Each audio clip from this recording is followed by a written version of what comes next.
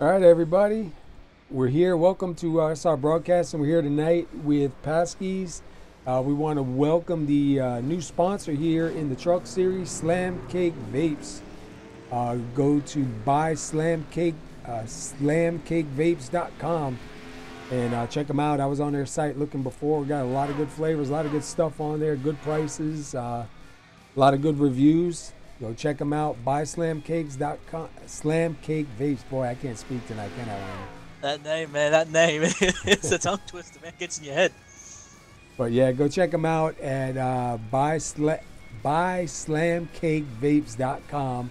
And I went on there. I signed up. I made myself an account. I was checking out some of the stuff they got on there. Got some real good looking stuff on there too, man. And just want to welcome these guys to the series. Tonight is going to be Homestead, Miami. These guys are getting ready to wrap up practice here, and we'll be going to qualify in a little bit. And we'll see who's going to start on the pole. Should be a pretty good, pretty interesting race here tonight too, man. Oh yeah, and weirdly enough, for a place that's well known for its beach and hot weather, it's only 28 degrees Celsius, which is not that hot at all in Fahrenheit. Yeah, let's take a quick look. Wow, And I did a few laps myself. Yeah, air temperature 64 degrees, track temperature 82. Definitely going to change in between because it always does, man. Oh yeah. Yeah, I did a few laps on my own earlier, and honestly, I've never driven this track before, and it just felt right. It just felt perfectly fine. Did it? So Yeah. imagine what these guys can do in that. Well, I was watching a little bit before while we were getting everything ready to go live, and I was sitting at the turn one entrance, and I was looking up at the clouds, and I heard it before, but I never really noticed it. I was actually watching the clouds roll in, and then as it came over turn one, you could see the shadow like just overtake you, man. I was pretty impressed by it. Yeah, it's definitely been interesting, and we're gonna have to see how this track goes because it felt great for me. I'm curious what these guys can do with it. As we're seeing qualifying starting now. Yeah, we're watching the 42 Jeff Hollingsworth right now out on the track, getting his laps in. I will say Hollingsworth's paint job is one of the ones I truly do love because it just makes me think of the Australian Ute with the tray on the back. Yeah. I guess, and it's just how well it's just painted on, which is great. I love that. Let's see what he's going to get coming across the line. Got some And time.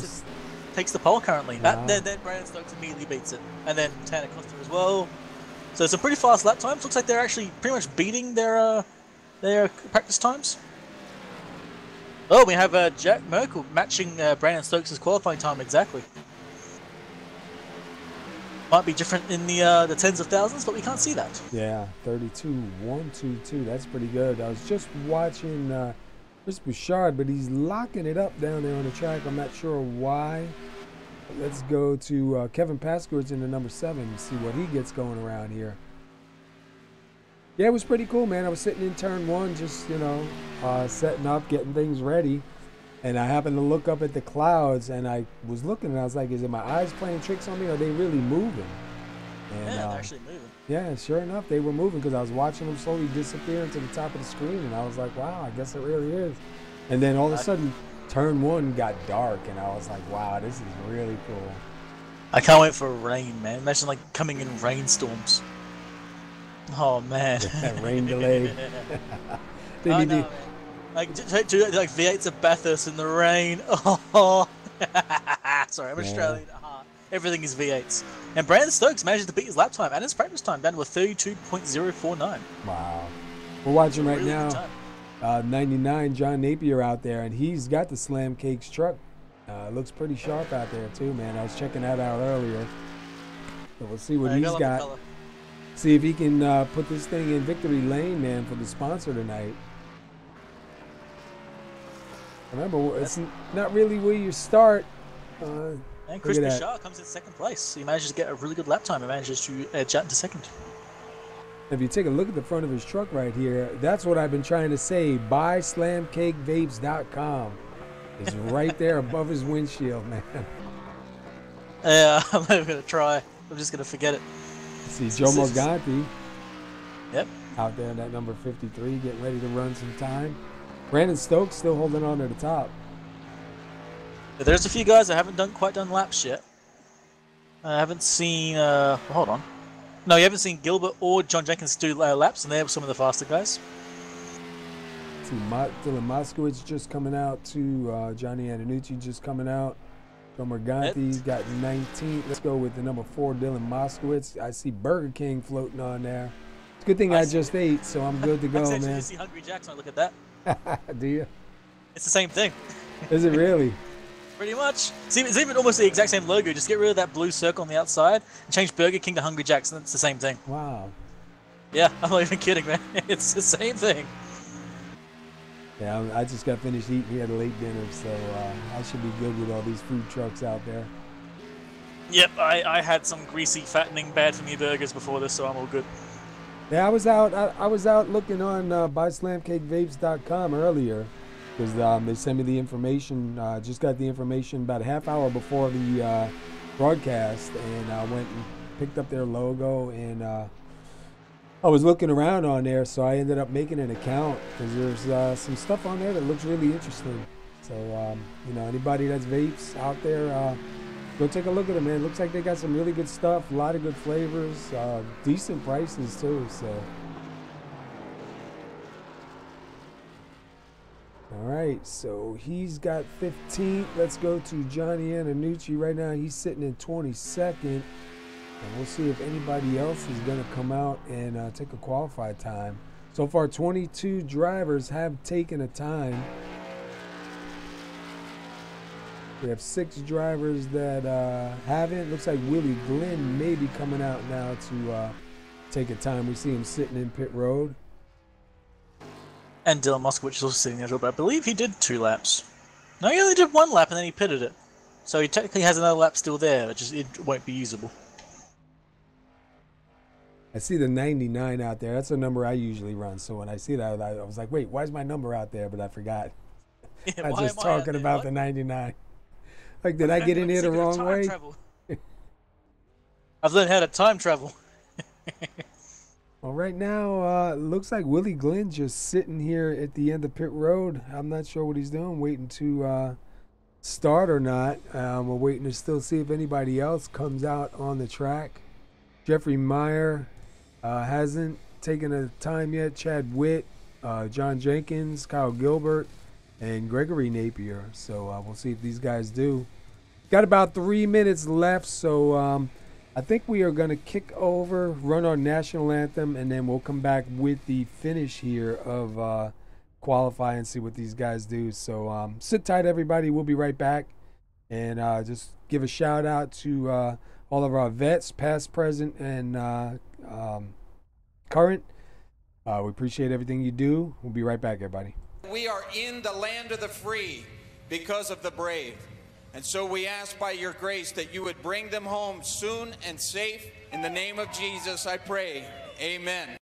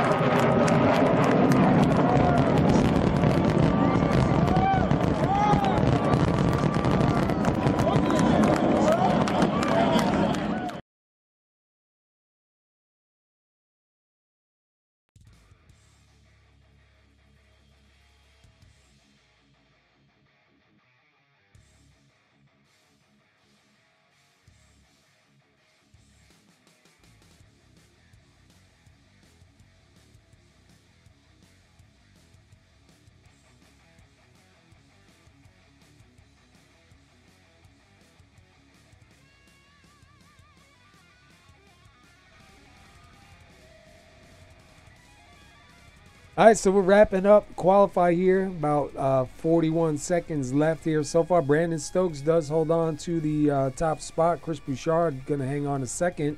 I don't see anybody else out taking a time. Let's take a quick look at the temperatures right now. Right now, the air temperature is 64 degrees, 80 degrees on the track. We will watch that change throughout the race here tonight. And just to remind everybody, Slam Cake Cardiac Series, Slam Cake Vapes at Homestead Miami Speedway here at PASKY's, presented by PASKY. So going to be a good race here tonight. Got a lot of guys out on the field, Wingy. Oh, yeah. 26 drivers, I think it is. Yeah, 26 drivers. No, 27 drivers, sorry, my bad. And that's going to be end of practice there. So our grid will be solidified. Awesome. Alright, so let's run through them all, shall we? We start with Brandon Stokes in first place, getting the pole. Chris Bouchard will be in second, followed by Jack Merkel. Tanner Costa will be in fourth, and then Jeff Hollingsworth will be in fifth. Matthew Tyrell will be in sixth, and Nate Sifka in seventh. Mike Whitaker in eighth, and Sean Weaver in ninth. Then we have David Bigger in 10th. Then we have 11, Paul Crumry? Crumry, I thought it was Crumry. Robert Dudley going to be rolling off 12th. 13th will be Kevin Paskowitz. Devin Doss going to roll off 14th. 15th will be Dylan Moskowitz. John Napier is going to take 16th here on the start. 17th is Hoot Baker. 18th is Joe Morganti. 19th is Lonnie Barrington. Bob Lagavara is going to roll off 20th. And the final oh, go ahead. 21st is Bradley Allison, and 22nd is Johnny Andonucci. 23rd and onwards is our guys who have not taken quality times. We have John Jenkins, Jeffrey Meyer, Kyle Gilbert, Chad Witt, Willie Glenn, and Gregory Napier in the... oh, he's not actually the one in that paint job. It's the other Napiers in that paint job. Yeah. John Napier in that paint job. Sorry, I got confused, remember there. So we have, I think it's 5 cars didn't take a time, and oddly enough, 2 of them are some of the faster guys up here. John Jenkins always finds his way to the front, and Gilbert also has a bit of fighting up front as well. So we'll have to see if they move up at all. Yeah, there's a lot of laps here tonight too. Track looks pretty good. Obviously, a little bit of cloud coverage, so there's going to be some cool spots. And even just sitting here watching, I mean, just you can see the clouds moving, and I never really paid attention to that before. That's pretty cool. Yeah, I'm not sure if it's my end. They're not moving smoothly for me. They're starting to roll off. Yeah, you have to look at the stream, I guess.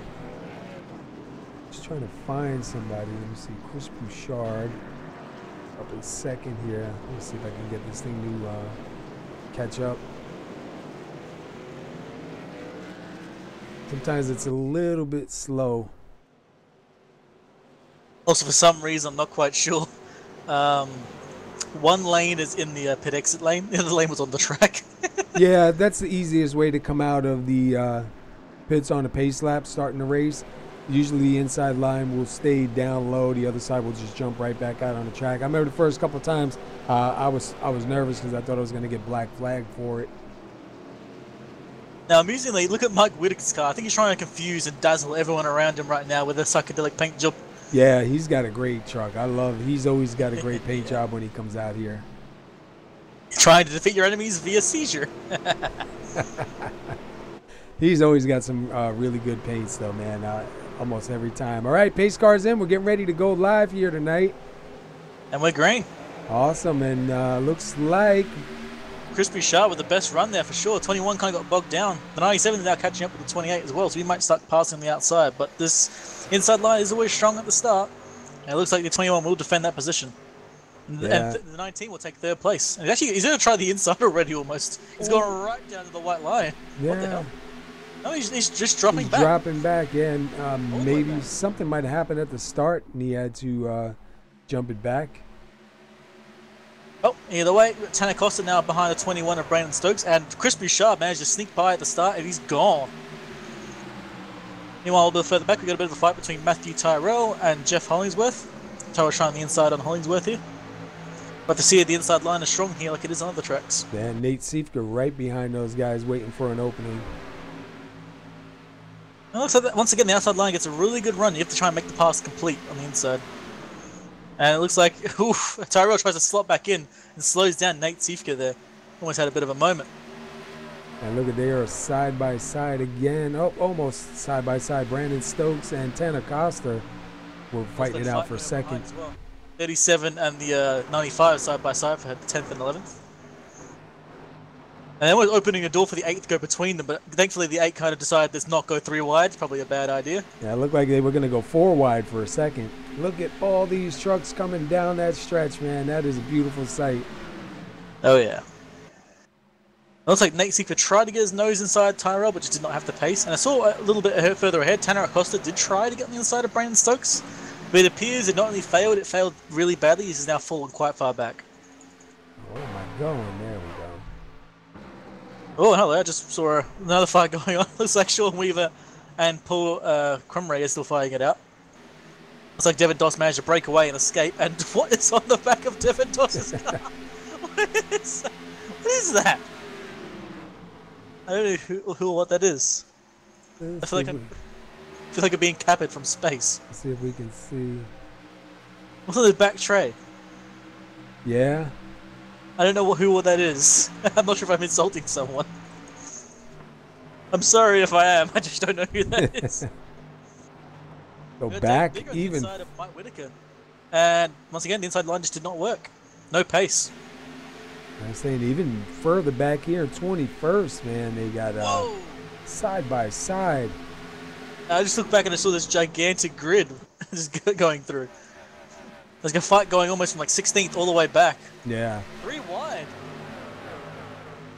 Look at that. Like who's at the 227 in the middle? That's Kyle Gilbert. And the 23, Lonnie Barrington. Yeah. And he's going to be able to get that spot and go down on the inside.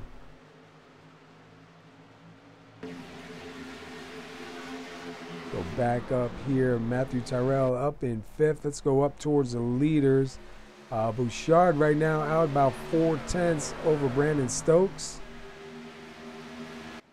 There's a few little packs starting to form, right? Like that front pack is just going in single file, but behind them you've got like a 4-car pack fighting it out. Then you've got like a 5 or 6-car pack fighting it out. And then you have that big pack at the back. Yeah, that pack in the back is insane, man. And you see Bob Lacavara almost going to the wall there, letting Gilbert go past 3 wide. Oh, we have a moment, we have a crash! Head of Kyle Gilbert. Oh, and a big one. Many cars are out of that one. I've seen Jenkins out of it. I've seen Gilbert out of it.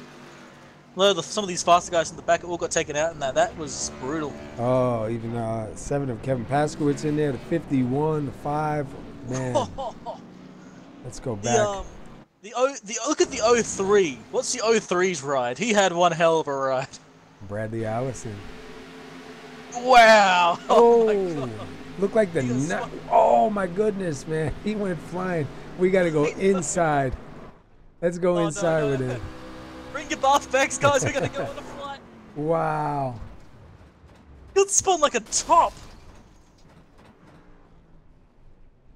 Wow, that was pretty bad, man.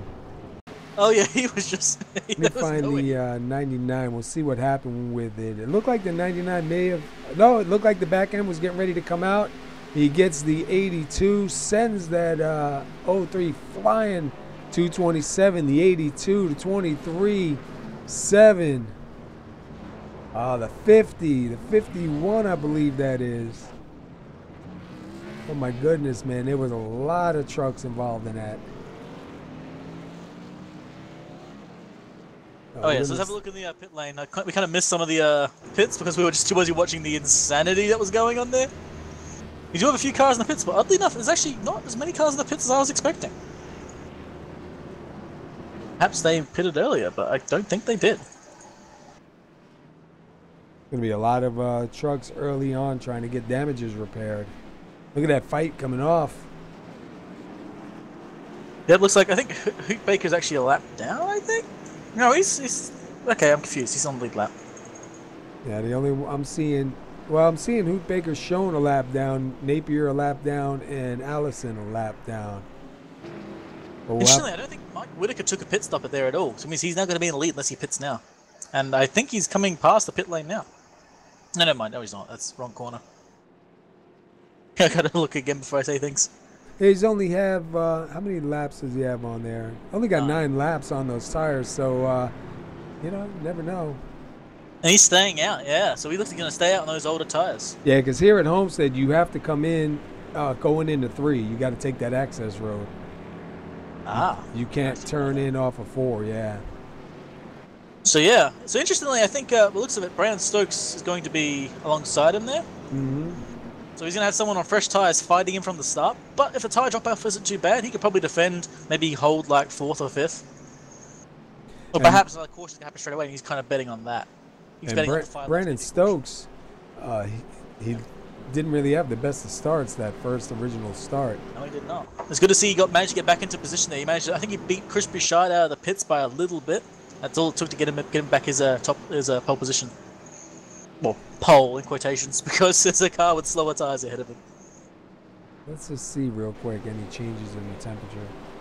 77 on the track, still 64 in the air. Try to keep that in mind so we can see how much the temperature does change here. Yeah, it hasn't changed much yet, but we only just started. We have to wait till later on and see if it's any major change. I'm trying to find some. I lost the camera. There we go. Is it where you left it? Well, it's not where I left it, but I found it. I think somebody was trying to take it away and realized we were watching. All right, pace car is in. We're getting ready to go green one more time here. Green flag is out. Mark got a really good start. I guess this is leader gets choice when to go, and he got a really great start there. 21 once again was caught napping. The 28's now going to pass him on the inside. Unfortunately, it looks like Tanner Costa had the pace, but nowhere to go. He's just stuck behind the 21. Yeah, he had to back it up. Ooh. Oh, wow. 28 having to like dive to the inside. They're actually going to go 3 wide almost into turn 3. But Chris Bouchard kind of backs out of it. Yeah, and I saw the 12 down there on the bottom. I got a little nervous. I wasn't sure if he was going to come up in front. They're going 3 wide up in the front. Bouchard's just got nowhere. Oh, my goodness. Oh, and he was into the 2. Wow, I'll tell you what, that's the only time you want to see net code, man, because that's the only thing that saved them. Wow. Oh, yeah, 2's having some issues because we were just on him and we started blinking out. Meanwhile, Brandon Stokes does get up front. Tanner Costa goes to 2nd. Tyrell moves to 3rd. Hollingsworth in 4th. And let's see where Whitaker is. Whitaker is slowly fading back. Yeah, 6th with a Bouchard in 5th. 8-lap tires, unfortunately, is a big difference. Yeah, it's not just that as well. It seems like he tried to stay to the inside line there, and the inside line is not working on track right now. I watch people try the inside, and they're just being left in the dust on the straights. Yeah. But it looks like what's happening is he's got old tires and the inside line. He's just falling back like a stone. And unfortunately, he took Chris Bouchard with him. Look at this. Bouchard was fine. Look at this crazy line of trucks right here. Look at the 4 of Moskowitz pushing it 3 wide here. Yeah, bolts of steel, but it looks like it's going to work. Yeah, he is going to move right on through.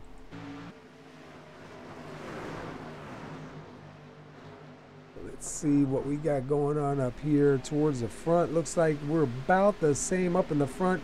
Looks like the most of the action is going to start back here with the 4 of Moskowitz with Devin Doss on the outside. Here comes Kyle Gilbert on the inside. And then John Jenkins in that 25. And that is for 9th, 10th, 11th, and 12th. Those guys got involved in that incident that caused the caution, but they both used their fast repairs, and they haven't got one anymore. So they better hope they don't have another incident again.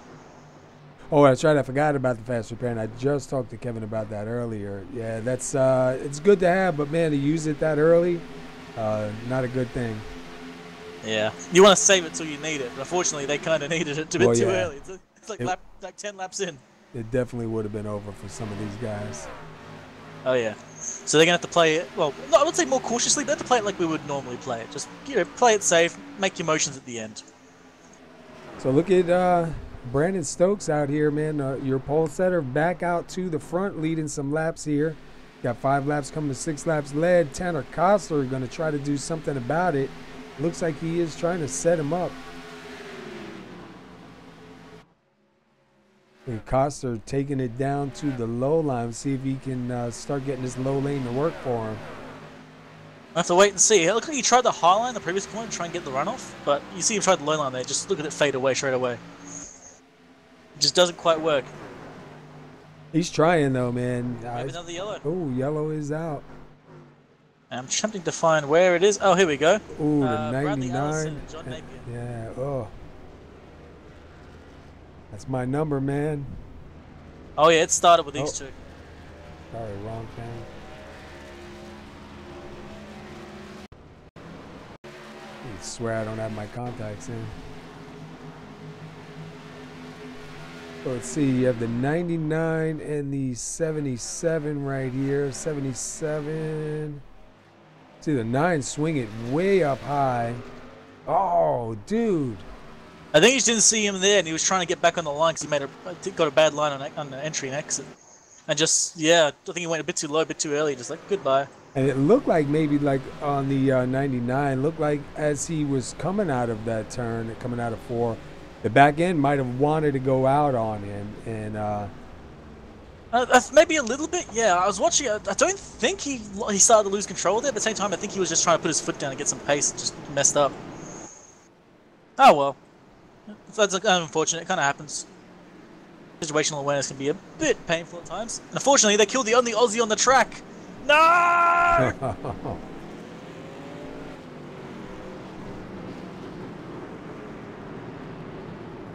think we're going to see the whole grid pit, essentially. Yeah, I've seen everybody. They also saw what happened to Whitaker. They also saw Whitaker get eaten alive, so they decided, you know what, no, we're all pitting, every single one of us. Yeah, we might see some right sides only, though. Yeah, you might. You just might early on. Because that was a very small stint, you can possibly get away with it if you've got the balls.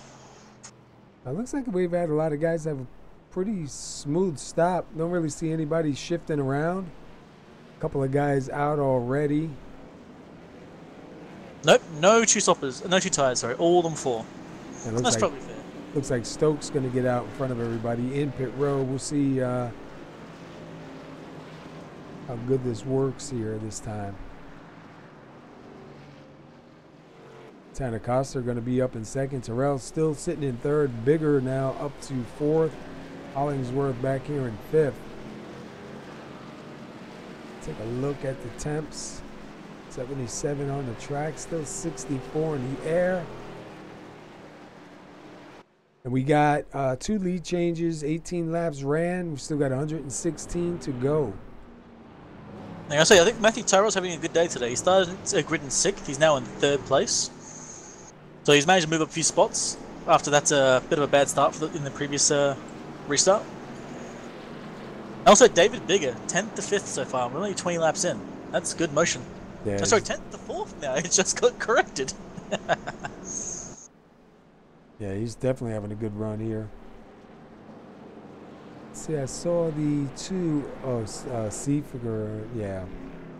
He's 1 lap down. Lonnie Barrington's being shown 1 lap down. Willie Glenn. And Bob Lacavera is going to be your first truck a lap down in 22nd. Unfortunately, I believe Seafiger did drop out through his internet, so he has come back and try to keep going. Yeah, I was seeing him have some issues earlier on. We were on him trying to get a shot, and he kind of disappeared on us. So not too good for him, but still plenty of time. We've seen guys make it up. Yeah, he's got a chance for sure. Now, the entire front of the field could absolutely murder itself. We have seen a few of those. But yeah, I think Brandon Stokes will be happy with his current first place on the grid. Hopefully he gets a good start on this restart, otherwise he's going to be under attack by Tanacosta again. Yeah, Tanacosta was pretty fast on the start too, so... I think he's having the same problem most are at the moment, just trying to find where you can actually pass. A lot of people just flying through the field, you know, people being slow, you got a good opportunity to get past them. And it looks like Stokes is going to go elect for the outside.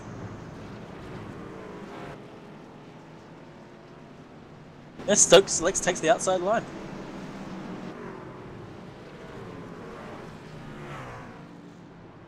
That's going to be interesting.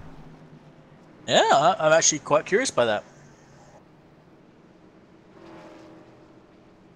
Is he? We haven't seen the outside line is the faster line in the race, but I mean the first lap is the lap that the inside line will actually work, and you've got the ability to go when you want. It's an interesting call to go the outside line now. He's just got to take a faster jump than Tanacosta, because if he lets Tanacosta get that nose in there, Tanacosta should be able to get through that turn. Yeah, at least on turn 1 and 2, maybe even 3 and 4. After that, if Costa's not passed, then he's not going to get past on the inside, I think, unless he has a really good run. Just making sure I know where I'm at. Sorry. Oh, dude. Right, I'm always a little lost too. Rough day today. Yep, we'll come around to the exit turn 4 now, so the pace car will come in soon. You see if Brandon Stokes has anything here. It does seem to hold it until green. And there he goes. Still gets a really good run. Holds just before the green light there. Tanner got kind of caught napping there. As Matthew Tyrrell's going to try and get to the outside and take a position. And he does go for it. Yeah, he's going to run up in that high line. See the 42. Hollingsworth down on the inside and the 57 and bigger right behind them. Hollingsworth's going to make that pass ASAP, but it looks like he's not going to be able to get it, which means 78 will defend that position. And I was seeing some shuffling going on a little bit further back too, man. 20. Yeah, we still got... Go ahead. We got Dudley and Crumray side by side. Now Crumray lost that fight, and now Kyle Gilbert's going to try the inside. And Terrell almost completing that pass right now on Coster. Looks like he's going to get it. Hollingsworth now trying also.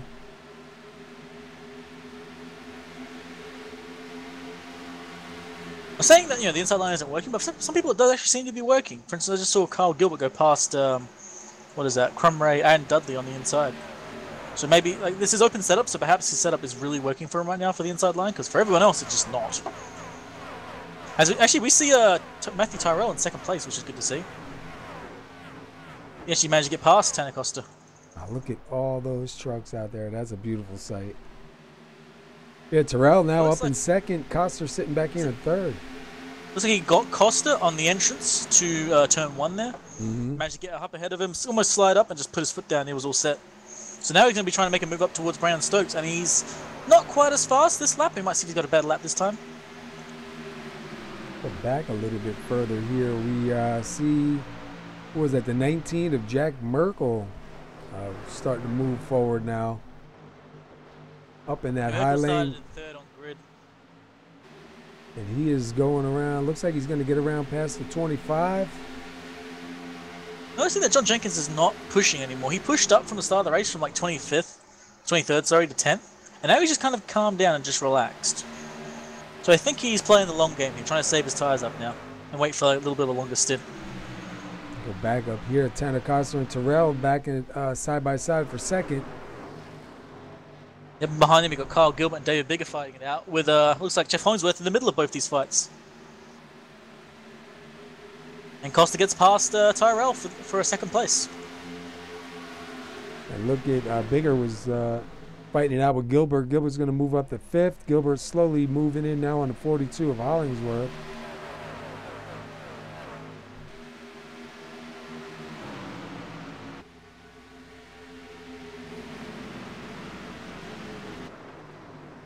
A little bit of fighting still going on a little bit behind him as well. For instance, Dudley is still fighting it out with Dylan Moskowitz for 8th place.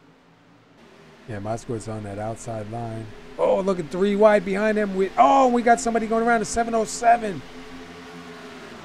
I believe that was the 707 going around. Yep, Mike Whitaker, unfortunately, And just wow. a little. He actually flipped for a moment there. Saw a little bit of contact going on. Let's back up and take a look. See what happened. Looks like they went 3 wide for a minute. And it looks like the 2 just chopped low for some reason. Nate Sifka. I think he's trying to get out of the way, but he did it a little too early. Just chopped his nose off. Right into Mike Whitaker's rear. Wow. What a ride for Mike. Let's go one more time. We'll ride with him on this one. Oh no, so from what I just heard, it seems like in that situation there, Nate wasn't actually controlling the car. He dropped connection right there. Oh. Because it just seemed like he just turned right down into him. You know what I mean? Again, I was going to say it looked like the back end of the truck was getting loose on him. But, man, that's too bad. Yeah, looks like Nate's going to be putting it on the wall because his connection is not solid right now. Yep, as he is, I believe, leaving. And everybody coming down pit road, going to get some fresh tires on there. See the 707 able to get in. I believe he used his repair, so he was able to get back out. Looked like he was in pretty decent shape just there getting out.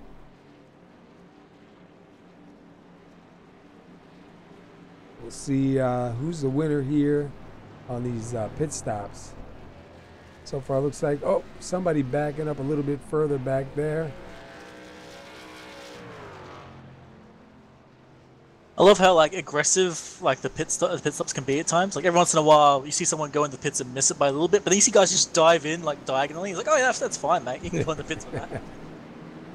I love how wonderfully consistent it can be. It's amazing to see that they can get service done to their car like that, man. Yeah, it's just like if it's too far pointed to the right, you get in trouble. But if it's pointed to the left, you're fine, mate. Yeah. Like seriously, come on. All right, so let's see. Mike Whitaker right now. I guess he's gonna have to drop to the end of the line because I believe he had to go into the pits while it was closed. Or he's gonna go back down. So. Yeah, he's gonna go back down pit road. So Brandon Stokes still out here out front. Take a quick look at Brandon Stokes here. 18 laps led. Got his fastest lap of a 32.2.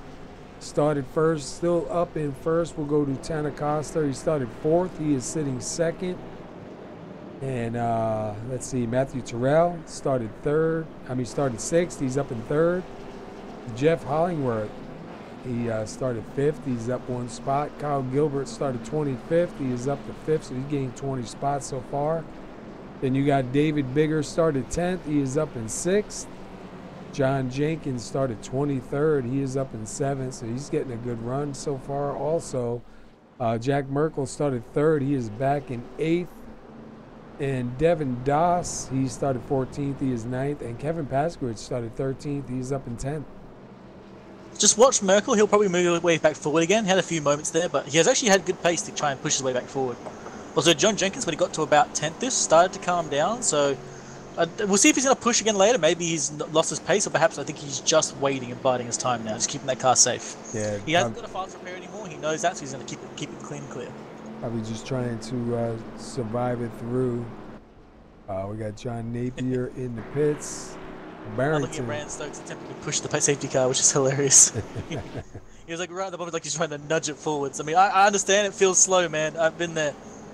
Well, it's like going down pit road after racing, man. You just feel like you're crawling. It's agonizing. I feel like you can get out and run faster. He obviously can't, but damn does it feel like it.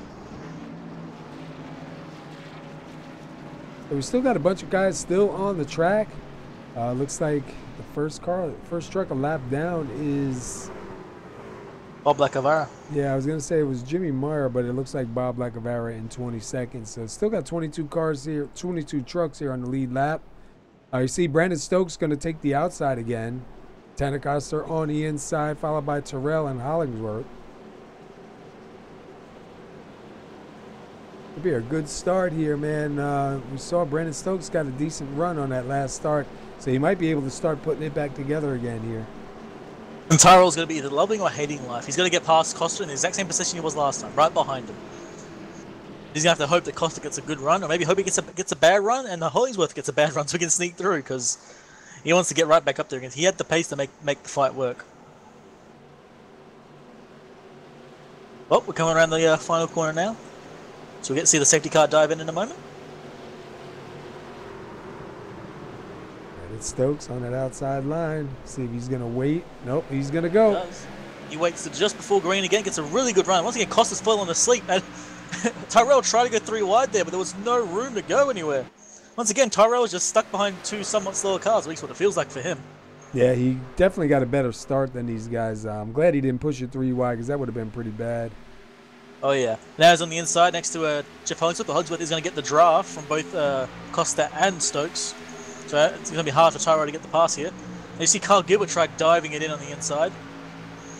And, oh, he has a bit of a moment with the 57 there. Slid up in front of the 57, almost got himself killed.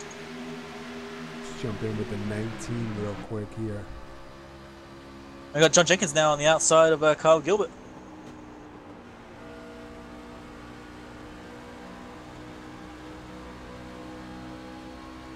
Gilbert does get by. Go up towards the front here with Coster and the 42 of Hollingsworth. Yeah, it looks like Hollingsworth manages to get past Tanner Costa. It looks like the 78's going to try the outside as well. The outside seems to be the stronger line. He's going to get the drop as well for the cars ahead.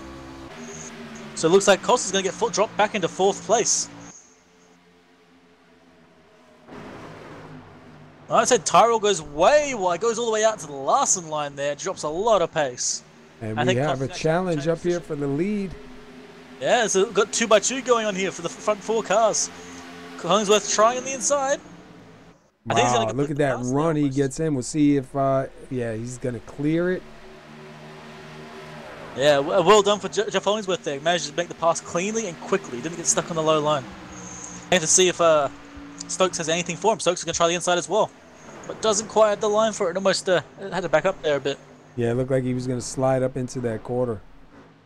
He's fighting back right here, though. Yeah, fighting back. Pretty good run and exit. That's surprising. Behind them, there's still a bit of a fight going between Tyrell and Costa. It's still going on.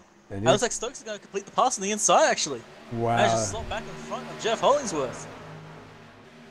And Hollingsworth has already decided, nope. He's going to do it again. He's going to do it again, exactly. And the dance begins. As Hollingsworth, I think, actually always completes the pass in one corner each time. This time it looks like Stokes manages to defend a bit better.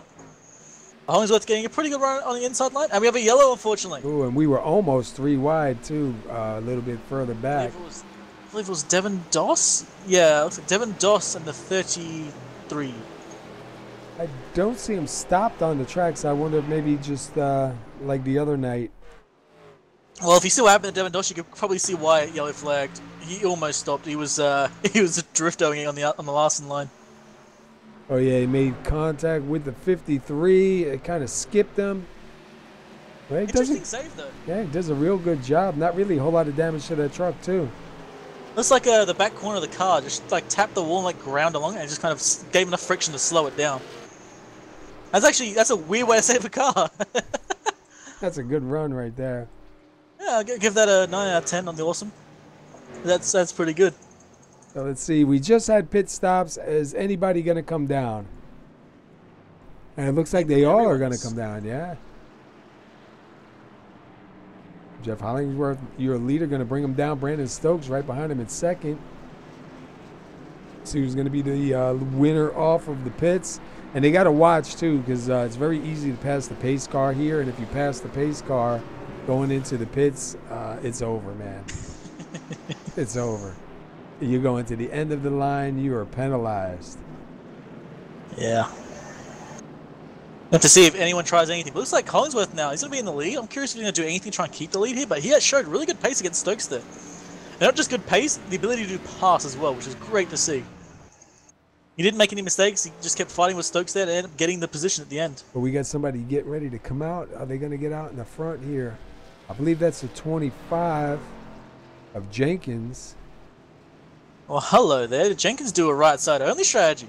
That's what I'm wondering. Yeah, 6.2. He didn't do right sides only. No. Nor did he do left sides only. Just a fuel Just stop? gas. Wow. Just gas. I know. What? Jenkins, please don't blow my mind like that. To be fair, he was. It seemed like the last 2 stints he has been trying to like nurse his tires, so maybe he thinks he's been nursing it enough that he might be all right to just like do a stint, nurse it, next safety car come in. Oh, he's coming back in. Never mind. Yeah, he wants to slot to the back, perhaps. Something might have happened inside the pit stall. Let's have a look. See. So that's going to put Brandon Stokes back up in the front. Hollingsworth back to second. Coster sitting third.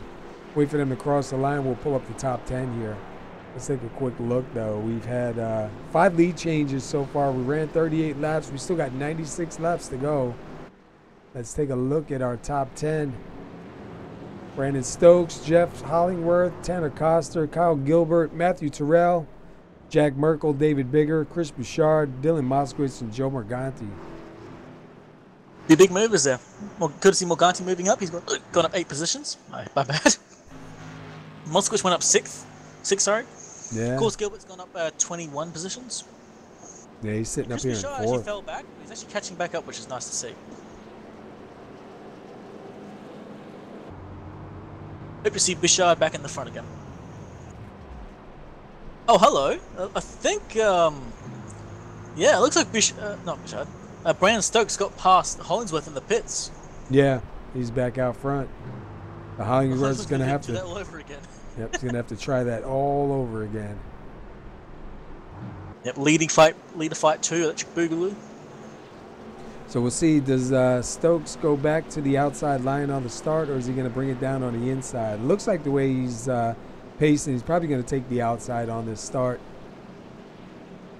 I gotta say, looking at the exit of the pit lane there, well, I wouldn't say Hollingsworth isn't happy with that. He's probably all right with it, but like, he had a really good stop. But unfortunately, Stokes has that last slot advantage. You know, you just put your foot down and go in a straight line. Didn't have to turn out of the stall at all. That might have been the little bit he needed to get past him. That's how close it was. It was pretty cool to watch. So it looks like Bob Lacavera's still in 23rd, lost one spot, but still the first truck a lap down. Yeah, I'm not quite sure what's going on there. Yeah, I see a big chicken on the back of somebody's truck. Say what? I think I see a big chicken on the back of somebody's truck a little bit further back here. We'd have to find him. Oh, I'm hungry now. Where's the chicken? Wait, is it Big Red? No, that's not a chicken. That's a kangaroo, as far as I'm concerned. Here we go. Sean Weaver. Chicken pie? Is that who it is? I don't know, is it? Yeah, You well, told me. You're the one that saw the chicken. Oh, hold on. No. Jeffrey Meyer, his the rear of his car. Look at that. I'm going to have to go back there in a little bit and take a look. Oh, yeah, because the start's about to happen, which he's looking at chickens. So Stokes on the outside, and on the inside, and he is gone. He gets a good run, yeah. He gets a really good run there. Looks like he got the inside line. It was just perfect for him. Hollingsworth does get a good start, and Tanner Costa does get a better start than Kyle Gilbert. Looks he's going to solidify that third place position. You know, behind them, we got Matthew Tyrrell trying to get past, was it the 19th of Jack Merkel? And that pack's really close together right now. Yeah. Merkel gives the 976 a nudge, actually. A 57 on the inside of the 19 as well. David Biggers trying the inside line, but it's not going to work, and Chris Bichard's probably going to get past him now as well. And we have, I believe, it looked like Costa was getting ready. Him and Gilbert were getting ready to make a move here. We're going to almost be 3 wide up in the front. Yeah. Is that diagonal 3? That's so close to 3 Oh, wide. look at that behind them. Wow. I didn't see it, damn it. Oh, man, they were like 3 wide going in, and it looked very close. I think it was the 19, the 28, and the 57, if I'm right. Man, no, that was tough. They got through it. Up with the lead. The lead's still having a fight there between Hollingsworth and Stokes, but Stokes could not get the Hollingsworth could not get the pass cleanly this time. There goes Costa. Trying the inside, yeah.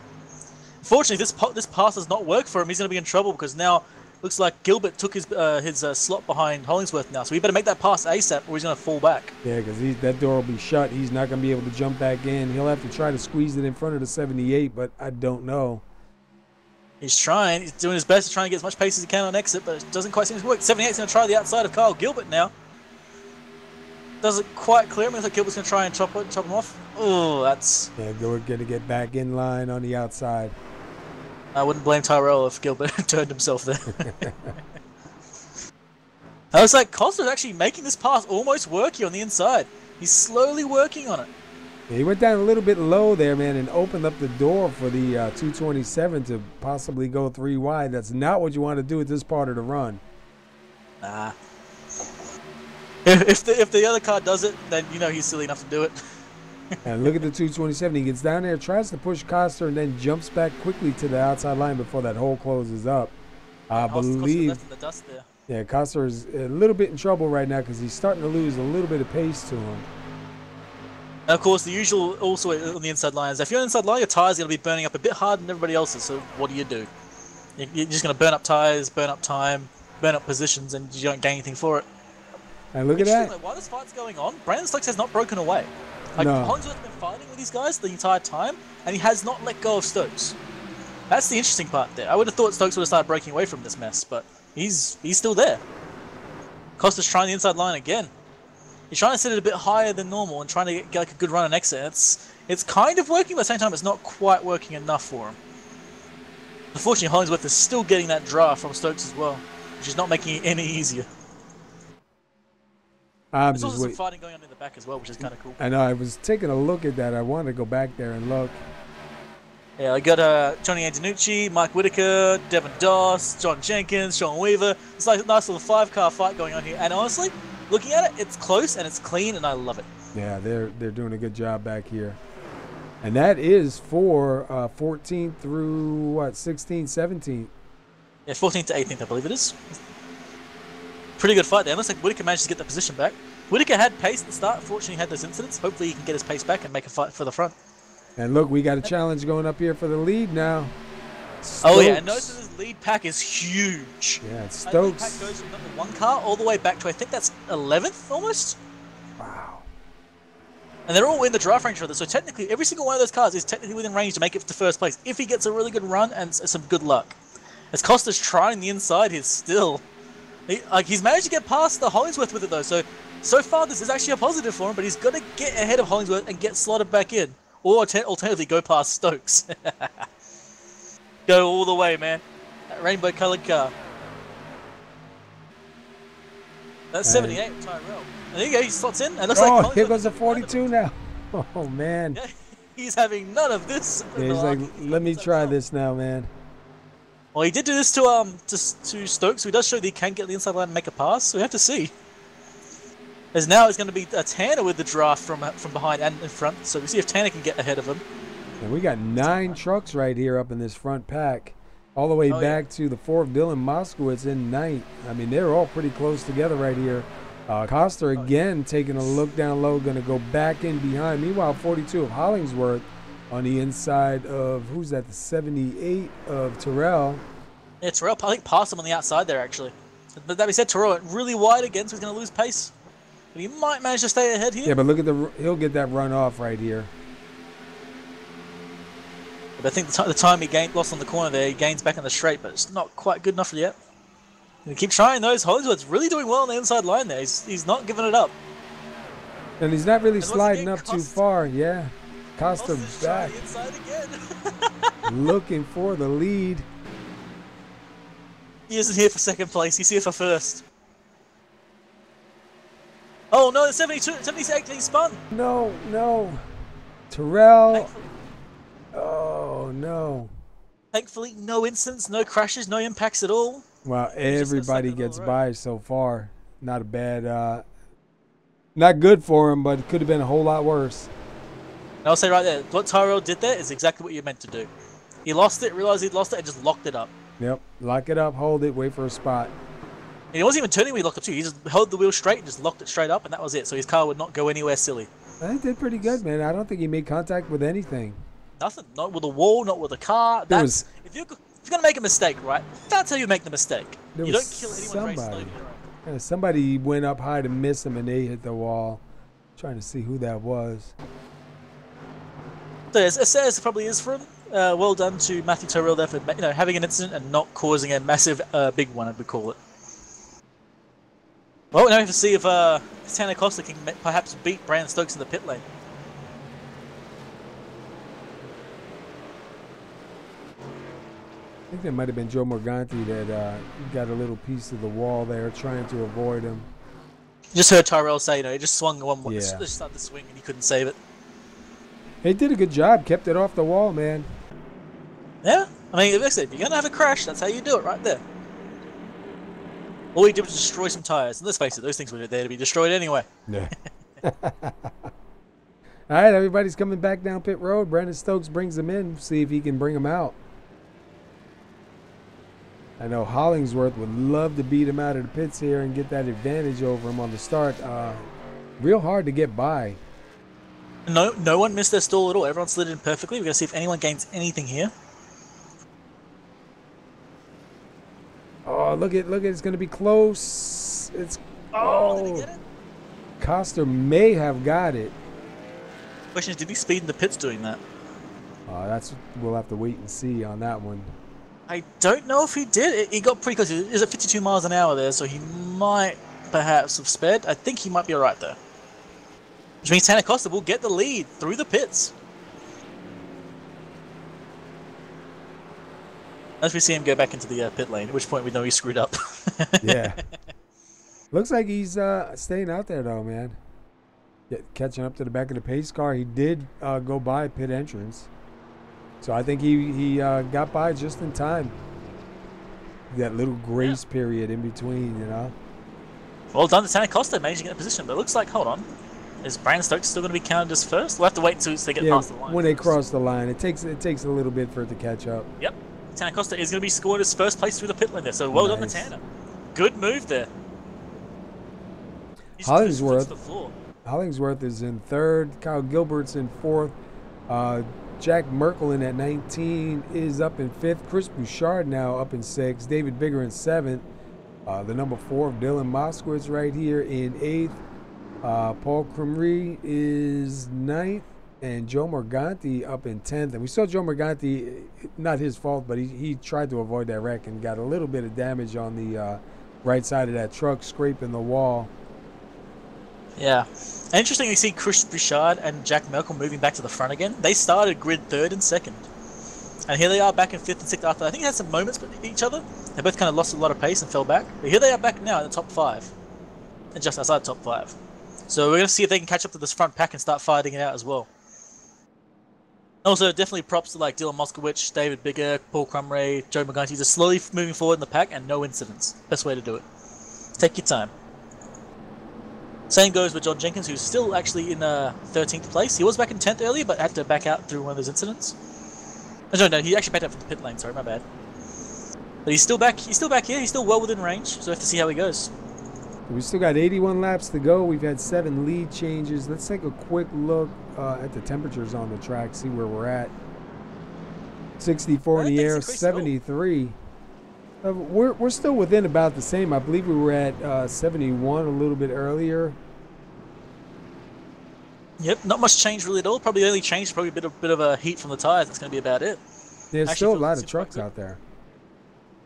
Oh yeah, there's a lot of trucks still out. Now Bob Lagavera back on the lead lap finally. Yeah, he's going to be loving that. He's usually one of them. He's usually one of them drivers that, you know, he'll stay quiet during the race, and then towards the end, he'll turn the heat up and get his way up to the front. He's very patient. You know, he's aggressive when needs be, but very patient. Tries to keep that car or truck together. Yeah. Obviously, Tanner Costa take the inside line.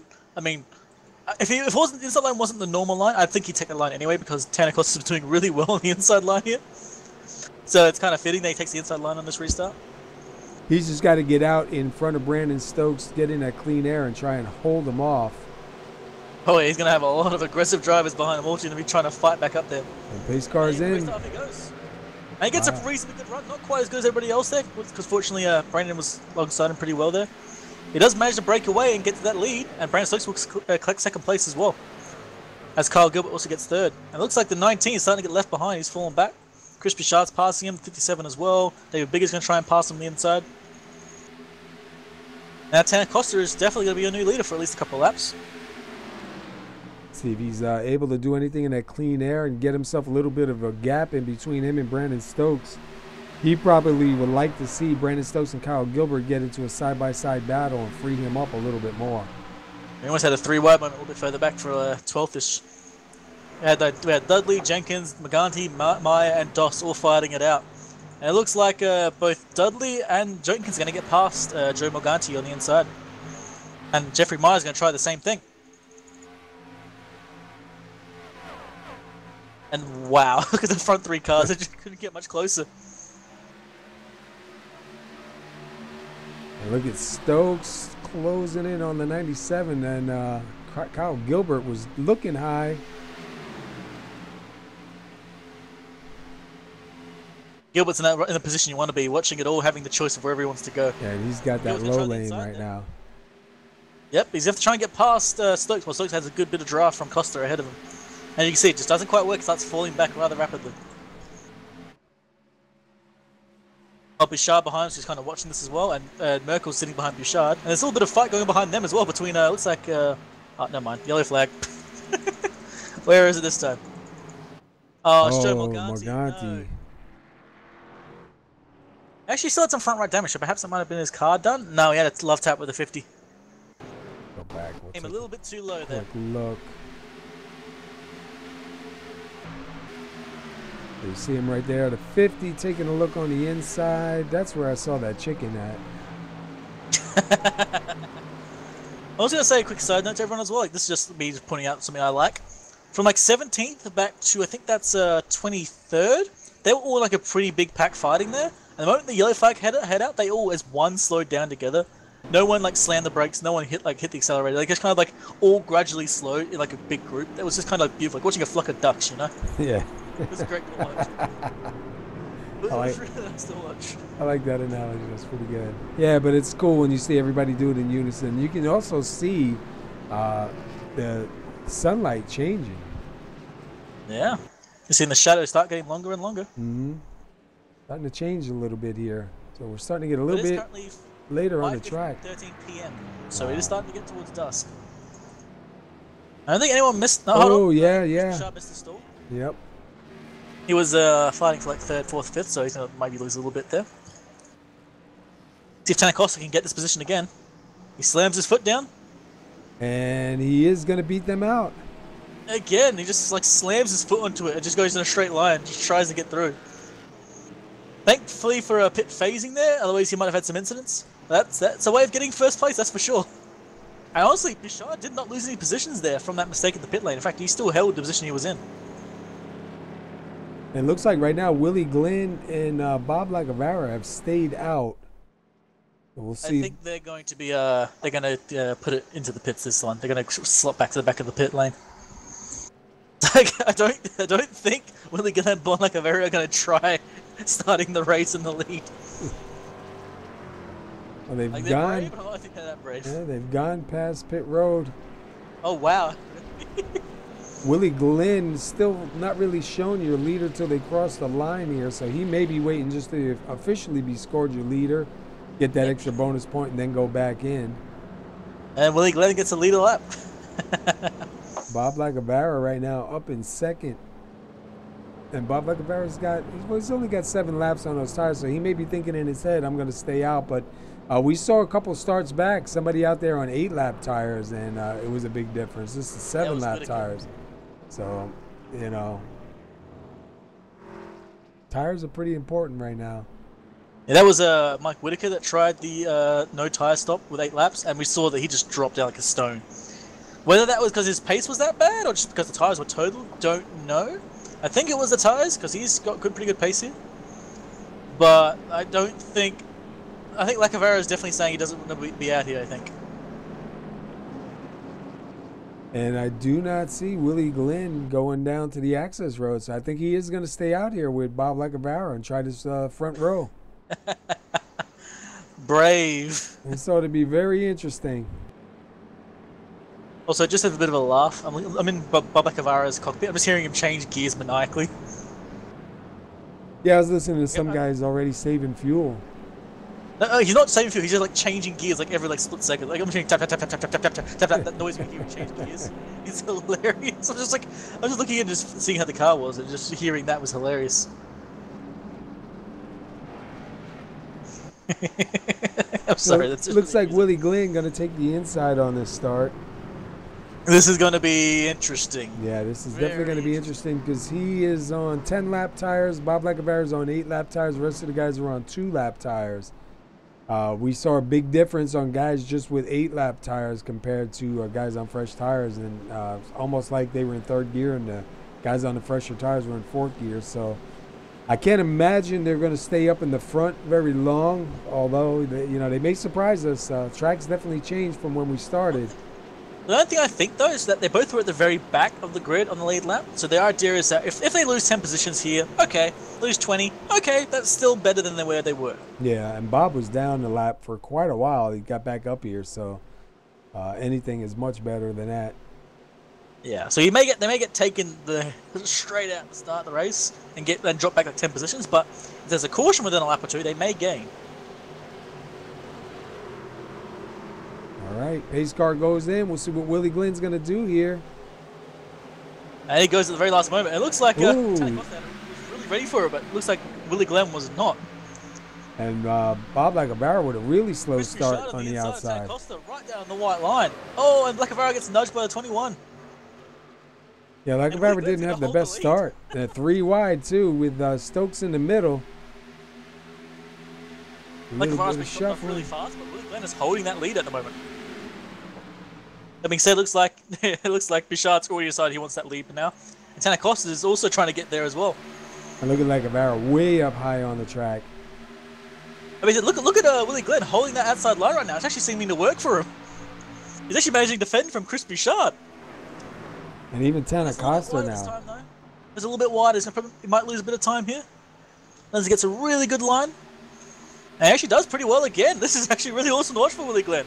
That being said, Tanner Costa does give Chris Bichard a shunt. And here goes Costa now down to the inside. 21 Brandon Stokes also down on the inside of David Bigger now. We got 3 wide. 3 wide at the front. Cross the line. It's still going to be Glenn. Willie Glenn's just holding him off right now on like 8-lap-old tires. This is awesome to watch. And he's last few races, Willie didn't really have the pace, but like, look at him now. He's actually fighting out for first. It's awesome. He is running a high line that seems to be working for that truck right now in the condition that those tires are at. Bichard. Yeah. Look at Bichard. Well, Willie, you can do this, man. Oh no, Willie went way too wide there. He's going to drop right down. Just slow 21 down. And he's going to drop his position. Wow. And lose 21 as well. He's going to start backing up here. Oh, and the 19 right there has to back up big time to keep from running him over. We are 3 wide. 7, yeah. 3 wide, 2 rows. We're almost going to go 4 wide. Wow. Oh, they almost touched. Well, they actually did touch. 19 and the 12 of Willie Glenn. Oh, we got somebody going around. Paul Crumray and David Bigger go around. And interestingly, have a look. Where did Willie Glenn end up in all that? He actually still ended out in that in 4th. Yeah, so he'll be able to get in and get some tires. Interesting though, remember, Glenn was at the back of the pack. This is a major win if everyone pits. So, well done to Willie Glenn there. That was a brave call. And it actually did seem to work for him. Oh, the 57 made contact with, I believe that's the 8. Let's go back one more time and take a look. Yeah, it looked like the 8 on the inside. They made a little bit of contact. Maybe did the 57 get a little push from the 19? I don't think so. I think he's just trying to be safe and get it a little bit away from him. Unfortunately, he thought he would pass the 8. Yeah, I think if you see the 19 hit the wall, some sparks came off the wall, and I think the 57 reacted to that and got into the 8 there. Interestingly, like everyone's pitting, so Willie Glenn's going to be able to get fresh tires here, and he's going to be up in the lead pack now. Yeah, it's definitely going to help him. That's strategic playing right there. That's beautiful. And what I love is he had the pace on 8-lap-old tires to fight off the leaders for like 2 laps. He's went a little bit too wide there, kind of got forced off the line. So Willie Glenn, man, if you don't win the race, bro, that was an awesome move. Thank you so much. That was awesome. Yeah, I think he's as long as he gets a good stop, this will keep him up towards the front. So that definitely get him in the positions he was looking for. See what he can do on 4 fresh tires as opposed to 2 tires. He did good for a bunch of laps, so I think he just heated him up a little bit too much. But it looks like he kind of got pushed a little bit wider, and even though he tried to defend, he couldn't quite defend enough and got thrown all the way out. I think he's going to come out in 1, 2, 3, 4, 5. Look like maybe 6. 6th place. Yep, so that's still a massive win. Remember, he was in 20th. Maybe even 25th, I think it was, actually. Take a quick look at him. Yeah, well done, Willie Glenn. I'm glad to see that. Yeah, he started 27th. Showing him 18, but he's not 18. And yeah, he led 5 laps so far. Yeah, well done to him. Yeah, he's got himself a couple bonus points. Take a quick look at the summary here. 9 lead changes. 67 laps ran, 67 laps to go. We are right at the halfway mark. You're watching the Slam Cake Cardiac Series here, presented by PASKY's Homestead Miami Speedway. Don't forget, go check out buyslamcakevapes.com, sponsor here in the Truck Series. A lot of good stuff on their website. Go check them out, see what they got. Looks like they got good prices, a lot of good flavors, a lot of different things offered for you. Welcome them aboard right now for sponsoring the Truck Series here at PASKY's. And the extra bonus is you get to confuse all your friends when you say slam cake vape every time. Yeah. You're like, wait, what? What are you saying? Are these even words?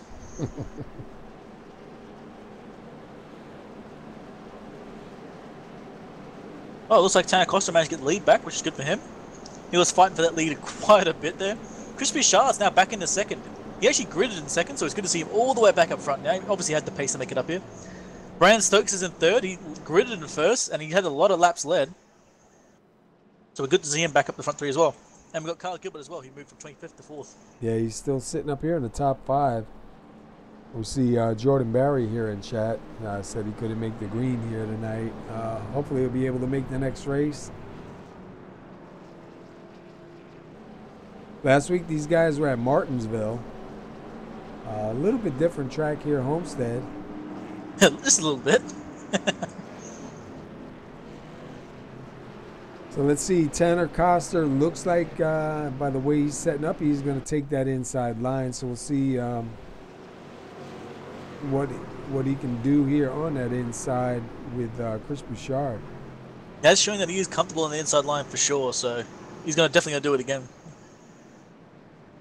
And we still have a lot of trucks. What do we have? It looks like the first truck a lap down is 25th. 25th place. Yeah. So I remember that was Nate Siefke. That was the guy who actually dropped out. So yeah, he's not actually in the race anymore. So actually, every single car on track is on the lead lap. There's that's not a awesome. Car that's on the lead lap. That is awesome.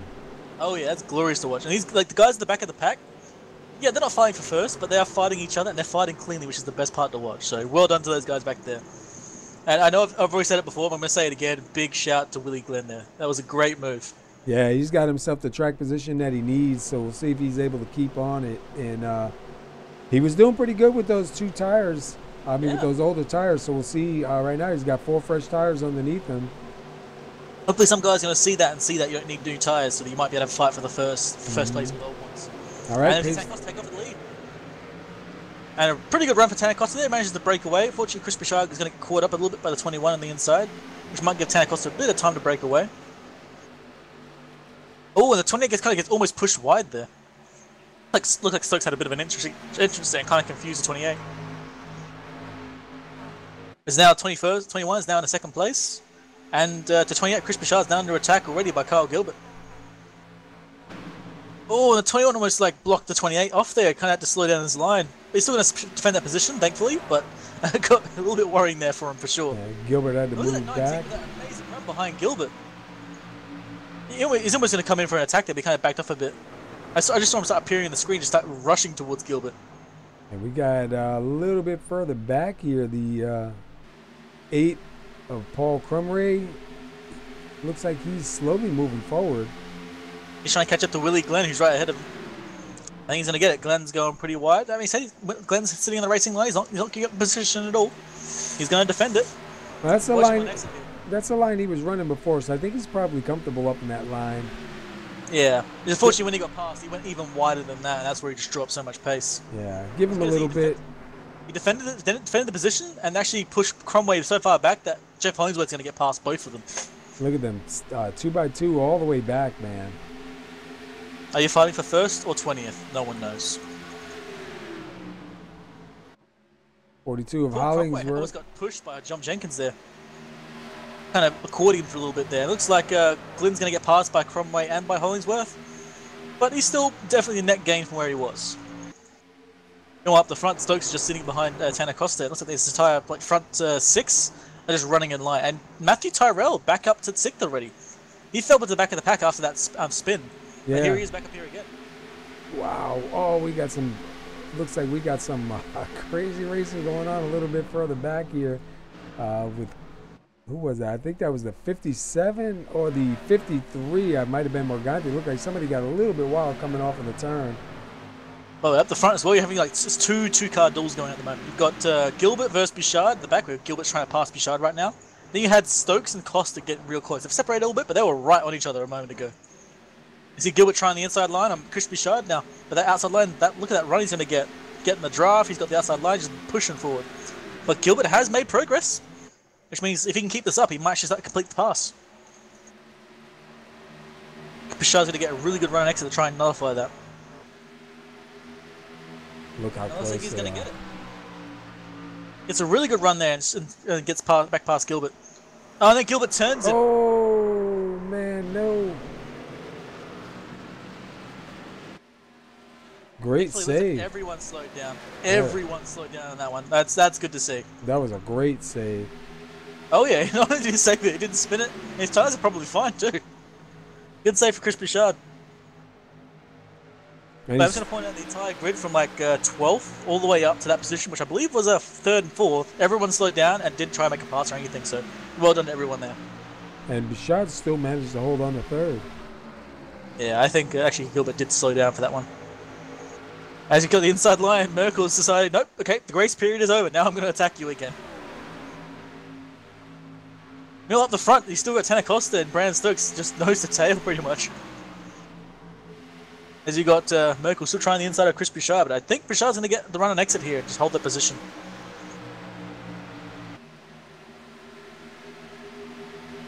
Wow, look at that. Hollingsworth diving all the way in, he almost got his nose chopped off there. Yeah, that was a good move by him right there. And Merkel's gone real wide, got right to that last line. I think you lose too much time up there. As you can see, Hollingsworth almost completed the pass of it. He's going to get the run back up again. I hope he touches the wall and loses all of his pace.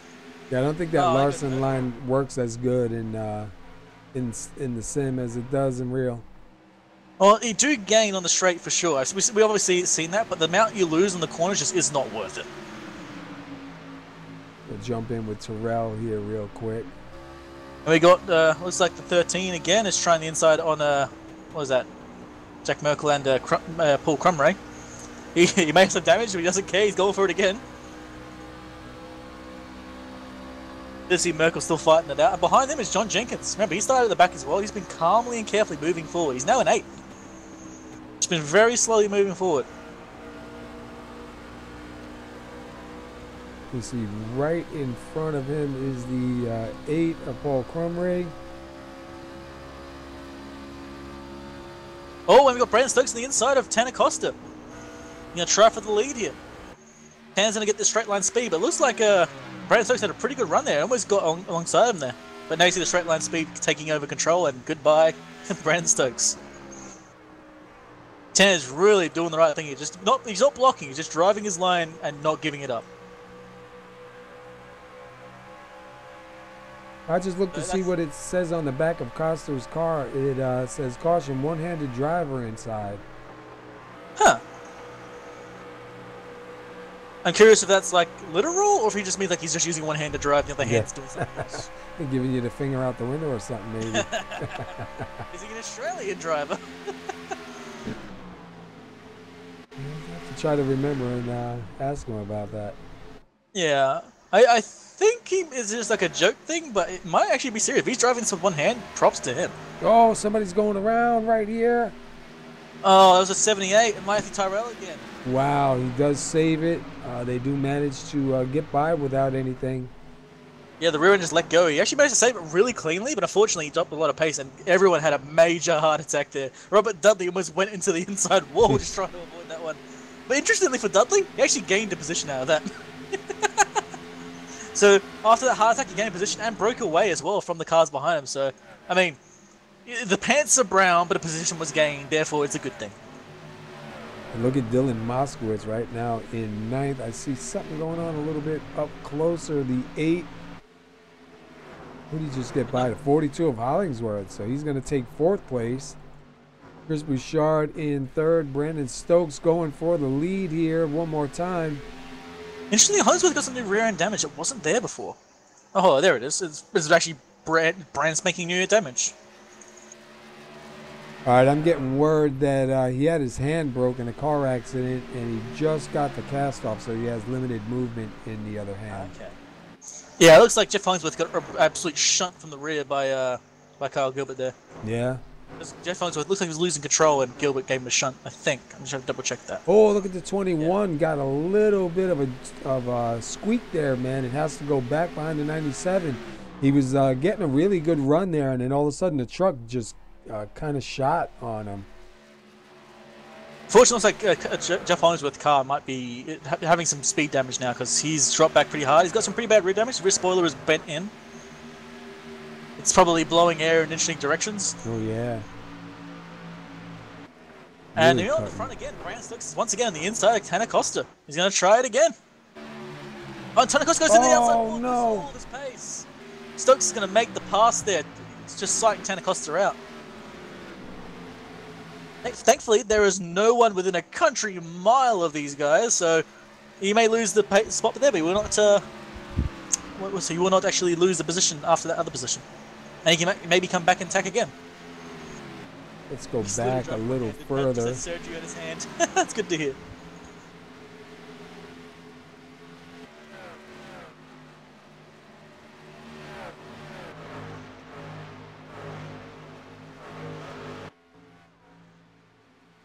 You know, behind it's like Paul Crumray now in 4th place.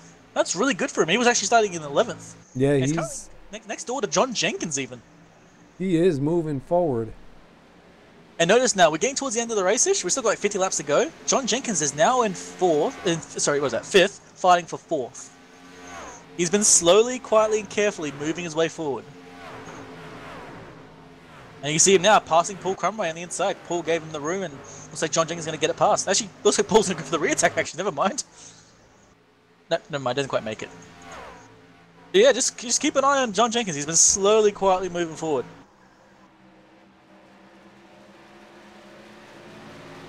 Where did he start again? He started at the back of the grid with no qualifying time, 23, 23rd. yep. So yeah, it's interesting to see like him and Kyle Gilbert moving up. Kyle Gilbert kind of went the lightning bolt straight through the field as hard as he could.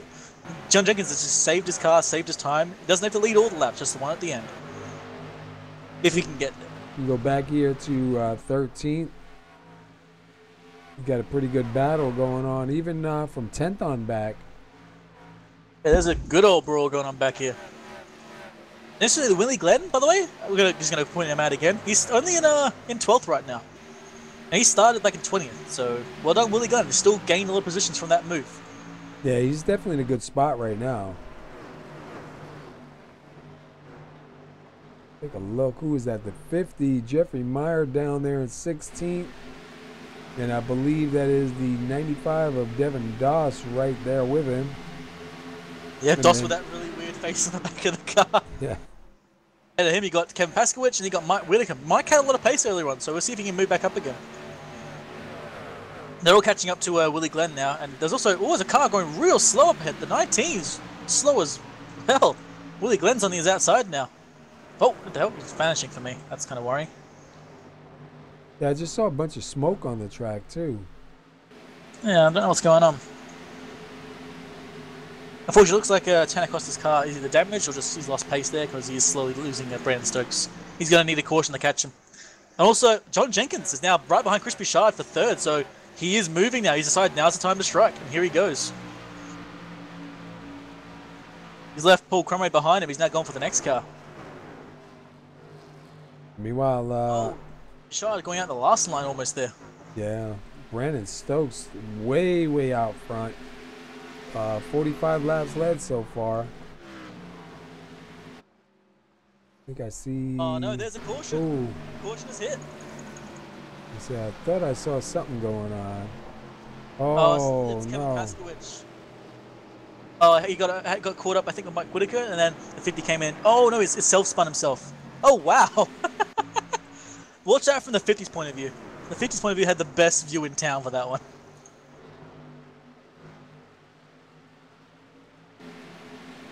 Wow, that thing just snapped out on him. Yeah, and basically, but it wasn't like a full-on it was just suddenly just threw itself the other way. It was a very slow and gradual loss there. And by the time he could do anything about it, it was just done. It was gone. Alright, I'm gonna see if anyone tries anything here. I think everyone's gonna pit for 4 tires. It's been a long stint.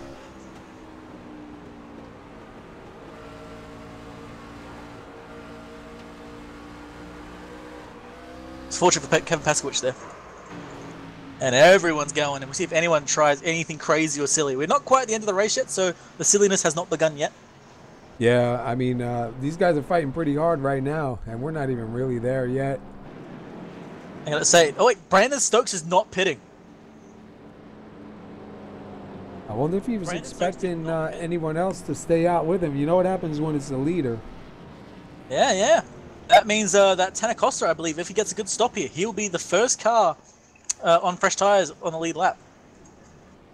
And look at the cloud Jack coverage now. Wilkins is still... Oh wow, yeah, that was sudden. Whoa.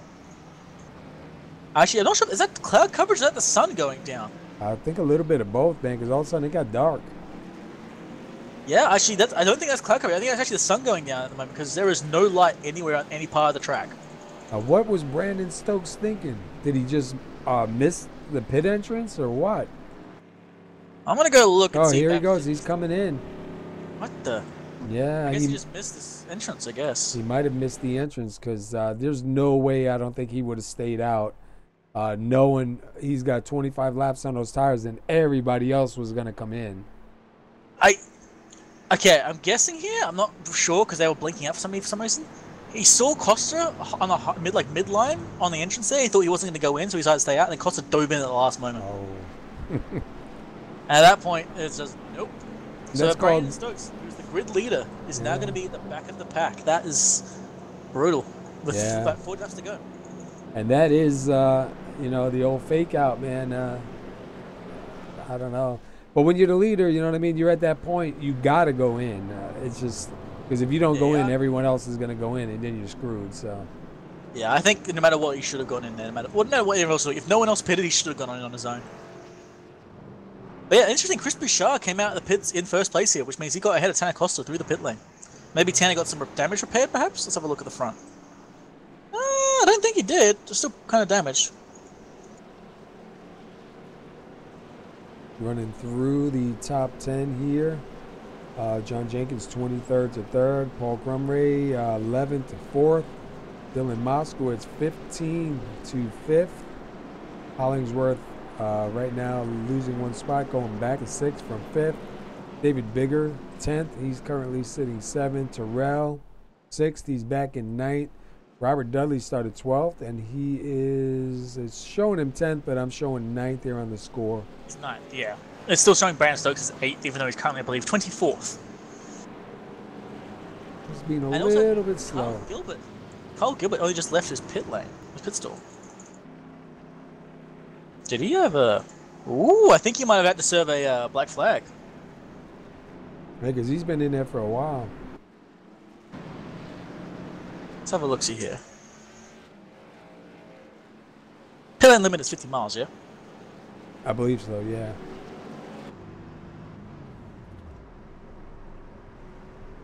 I don't want to give anything away, but I'm hearing fuel saving. I don't think so, because he stopped and then went back in and stopped again.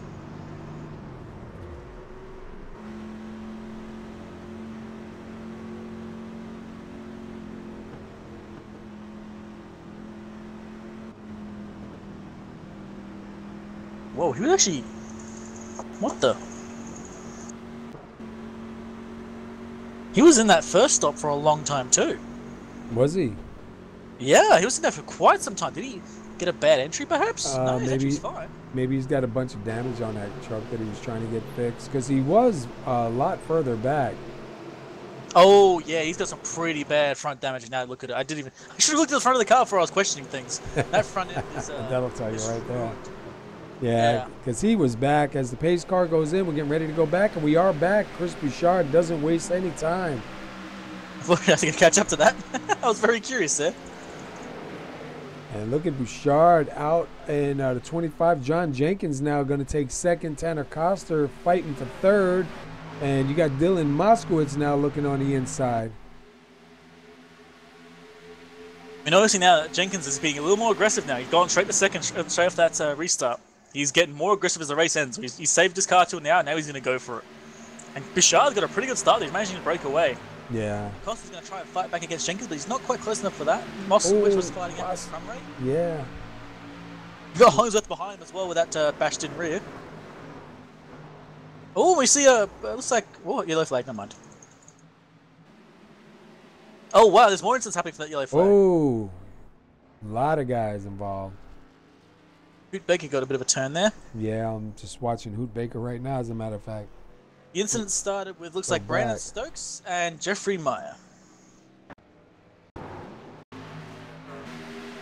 It's like Meyer just kind of chopped in front of Stokes' nose there. And it just got worse and worse and worse. You're watching the 21 right now, Brandon Stokes. You see the 50 of Meyer right in front of him. Yeah, they tried to go down in front, made a little bit of contacts. Oh, man, Paskowicz again. Wrong place, wrong time for that poor Yeah, guy, every time. He's been hurting pretty bad this whole race. Look at Hoot Baker, nowhere to go. He tried to, did you see that? He tried to cut it through the middle of Paskowicz, and I believe, who was that? The 21 almost made it through and then gets touched by Paskowicz. So, man, good try for Hoot. I also gotta like that his name's Hoot Baker. Look at the back of his car. Look at the owl there. Yeah. I love that. That's just so perfect, man. Yeah, Hoot's a good guy. Is anyone going to go in the pit lane? Yes. Yeah. Yes. In fact, everyone. This should have been the time. If Stokes' car is fine, he should be staying out.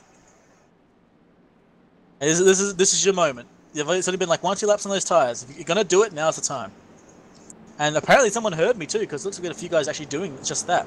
David Bigger, Robert Dudley, Willie Glenn again, Devin Doss. These guys have not pitted. Joe Morganti, Boglakavara. Wow, we got a grid of like 5 or 6 cars who have all decided that they're not going to pit there at all. Yeah, and they're really only on 6-7 lap tires. I mean, it's going to be a big difference. I remember most of those laps are just pace laps, so you don't even burn up your tires that much at all. So they're not bad tires at all. So we see if this is a really good call. There's so many of them too. So those fast guys have to go through this entire grid just to catch up to them, right? Yeah. So once again, a good call from these guys. Willie Glenn, good to see you back up here, as well as I think I saw Bob Lacavara. Yep, Bob Lacavara's back up here as well. They were the guys who did it last time. They're going to do it again. Lightning strikes twice, I hope. We're seeing 36 laps left in this race, so Bob Lacavara is coming in. Robert Dudley, though, is staying out. Yeah, he's down on the entrance, so I believe he's going to be coming into pit road. I saw a few interesting pit stops. Well, I saw, I think it's Jeff Hollingsworth do a right side only strategy. Well, now's the time to do it, you know. And so did Brandon Stokes. Both of them did rights only. I think I would have waited a little longer, but that's why I'm not racing. Yeah. Like I said, in my opinion, this would have been the time to go with no tires. You've only had like 3 laps on these things at full pace. Or even maybe just rights. Yep, just rights could work as well. But if you want to make the big gains, man, you got to be the guy that doesn't pit at all. Well, look at David Bigger. Let's take a quick look at him. Started 10th, up here in first, got 2 laps led. Fastest lap, 32.192.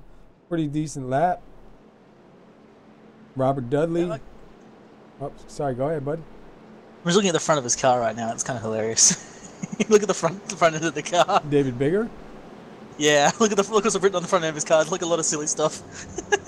Like the splitter called lawnmower, radiator opening, engine inside V8, hood clips. It's like pointing to where things are. Like, yeah, we don't know where these things are at all. How do you get an infomercial, please? That's pretty cool. I think it was stuck in like the thing was stuck in like 10th. So you couldn't make any more motion forward. So this is a good move to try and get up here. Yeah. He might be anticipating another caution because, you know, as the laps start going down, there's a lot less give, a lot more take. And the sun is well and truly going down, by the way. Like, look at that. The temperature's even dropped by 10 degrees Fahrenheit. Take a quick look here. It was 77 Fahrenheit. It's now 66. 66, yeah. And the sun is all but gone now. It's essentially gone. Wow.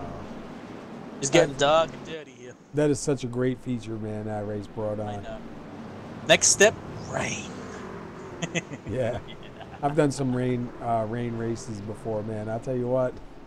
Some of that stuff is realistic, man. And you also get like silly as well. For instance, like a while back, me and my mates did like a hosted race, Laguna Seca, maximum humidity, maximum fog. Ooh. And decided, you know what? Let's make this even more silly. Let's do rallycross cars. So all you see is like a cloud of dust and smoke, and you're like, "Oh, what's up there up ahead of me?" And all of a sudden, you see a rallycross car going sideways. It's great. When we get rain in this game, man, it's gonna be even more insane. Yeah. Be nice when you see the officials out on the track cleaning up the track too. Never Run know. out, clean up stuff. Never know. But yeah. So David Bigger's going to be your leader next to Robert Dudley. Then you got Willie Glenn back in third. Welcome back, buddy. Then you got Devin Doss, Joe Morganti, and I think Paul Crumway did not pit, or perhaps he did. I think he actually pitted to like 4 tires or something. I can't remember. Yeah, it looks like he pitted and got 4. Pace car's in. We are getting ready to go back green. David Bigger is going to take off, and he's got a great run. And we're already 3 wide. We are already 3 wide. And look at that Glenn on the inside. It looks like Willie Glenn's actually might make the pass here and get up to second. I was going to say we were going to go almost 4 wide, man. Look at, these guys are racing like it's 5 laps to go right here.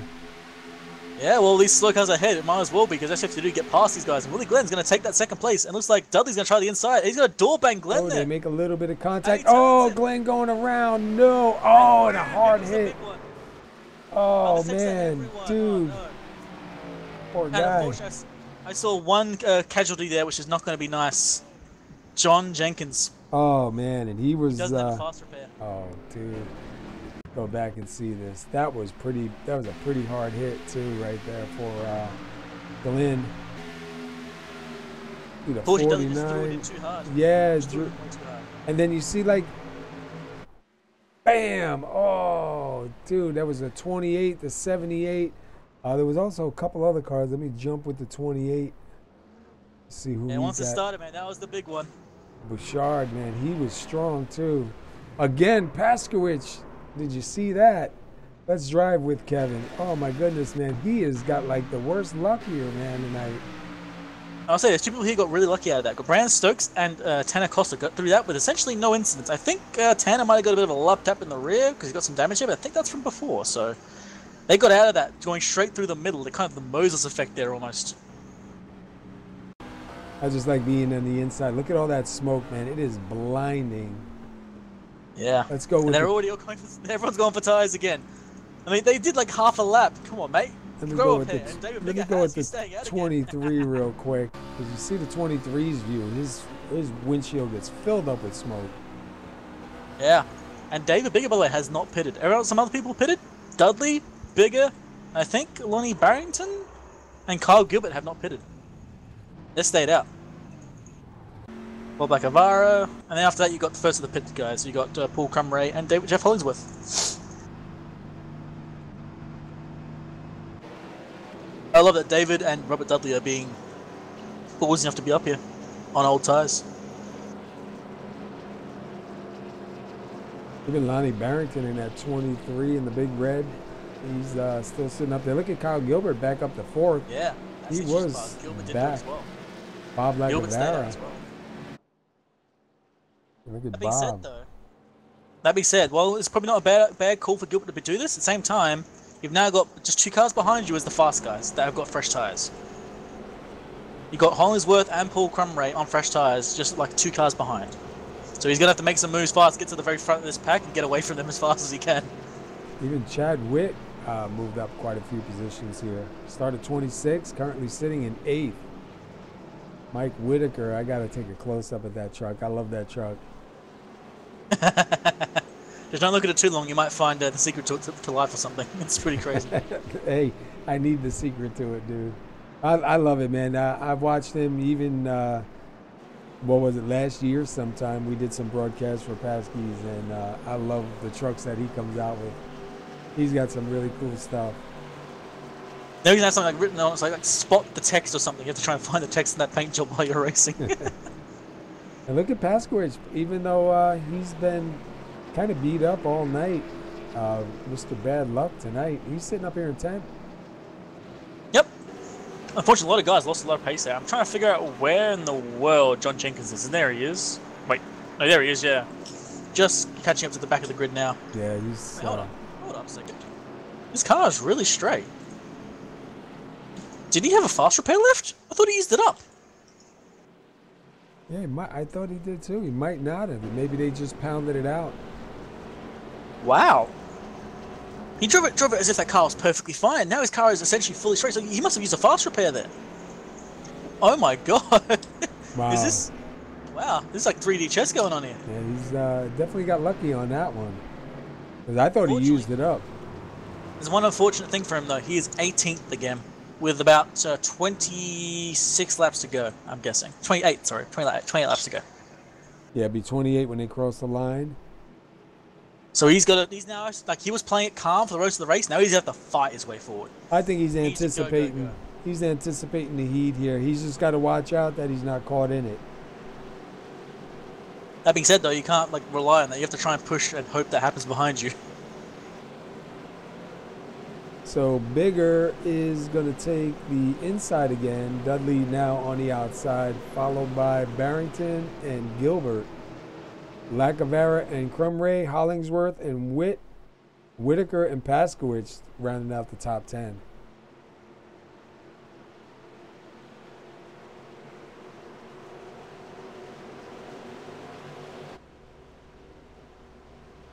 Wait here at the start-finish line. These cars in. I can hear them fired up. And Bigger's gone. Really good start for Bigger there. And Dudley's going to get a good run as well. And we got 3 wide already with Paul Crumway starting his new tyres. He wants to get in the middle of these two guys. Wow. Doesn't quite make the pass there, but doesn't kill each other either. Yeah, he'll jump it down to the inside.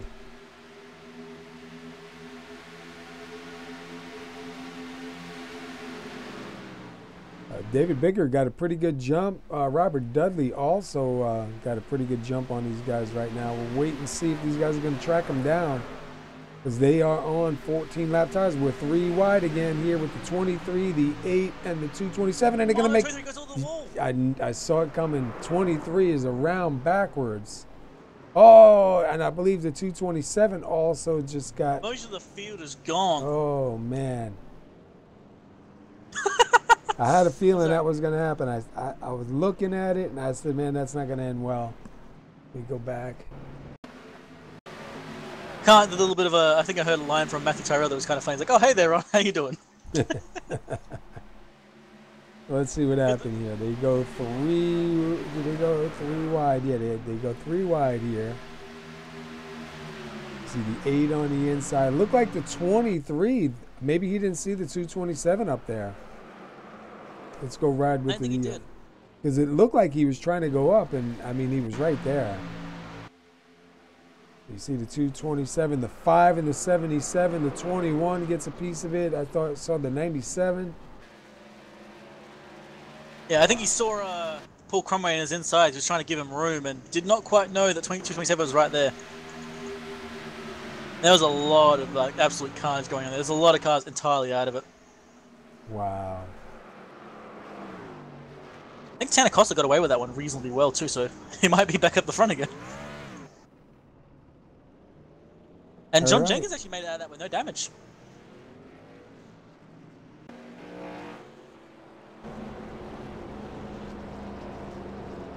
Well, let's take a quick look. 13 lead changes, 109 laps for caution number 11. We still have 25 laps to go. I got a phone call. I'll be right back. All right. And Robert Dudley and David Bigger are still sitting up here 1 and 2 on a lot older tires than the rest of these guys on the field. Wait for them to go across the line, and we will bring it to you. We'll be right back. We are going to go continuous.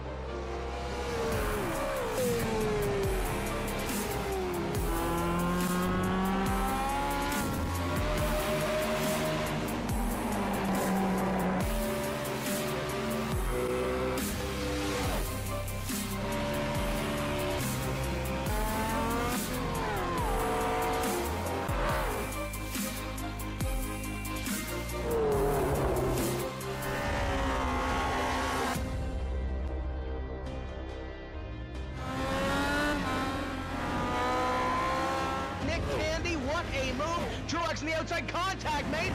56 slides in at a 4. Who's going to be at the stripe? Dead even, give it to Ryan Truex. Truex is your winner over Tandy.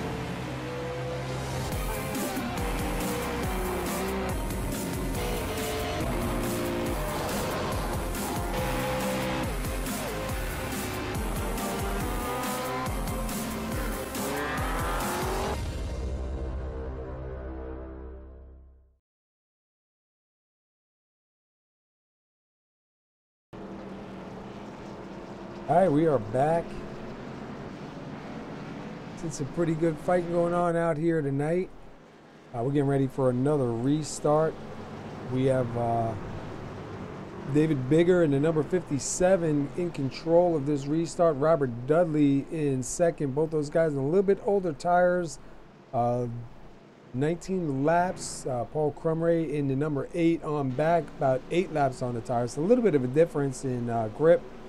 Although the temperatures did drop in the track, probably have a lot more grip out there on the track. We'll see what they can do.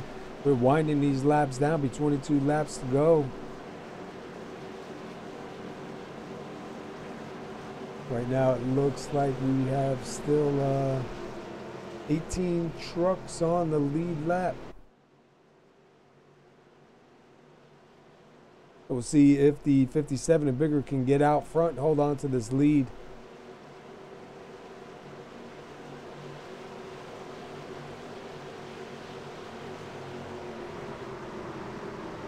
Robert Dudley up there in second. The pace car does shoot on in and he hits the wall. 57 Dave Bigger does take off pretty good. Robert Dudley might be in the middle, 3 wide here going into 1. And the 42 is going to jump in behind and go down on the inside line to try to get past the 49. The 8 of Paul Crumray does take second. And we got a lot of trucks a little bit further back also. Oh, somebody up into the wall. And the caution is out. Let's see who that was. Wow, some guys have getting spun down in the pit road. See if we can see where that started.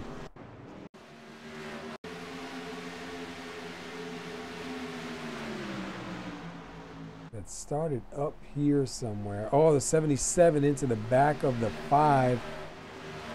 And then I believe, who is that? The 7 of PASKY again.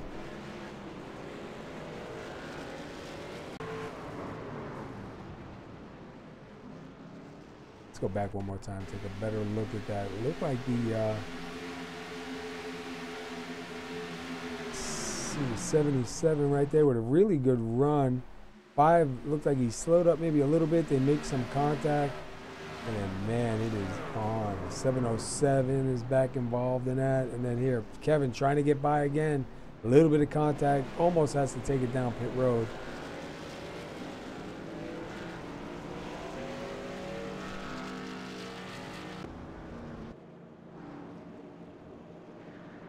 We'll see now if these leaders come down and get tires, or are they going to try to run this thing out?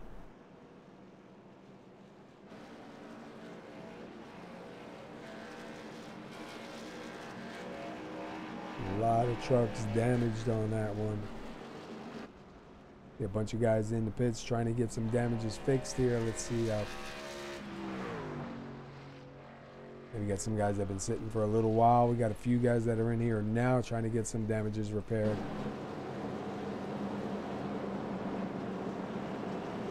Let's see. Doesn't look like any of the top guys are going to come on in. Looks like Bigger's going to stay out. Crumray in second. He's going to stay out.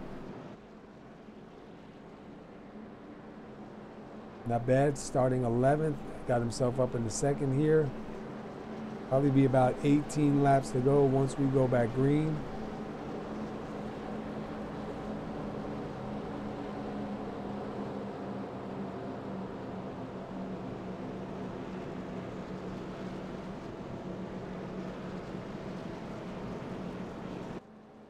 Watching the Slam Cake Vapes Cardiac Series here by PASKY's, Homestead Miami Speedway. Big shout out to Slam Cake Vapes for coming on and sponsoring the series. Remember, go check out buyslamcakevapes.com. We have the links down here in the chat, both on YouTube and Facebook. Got a lot of good products on there. If you vape, go check them out. Good to see them come aboard and sponsor here in the race. Let's see, Robert Dudley up to 4th.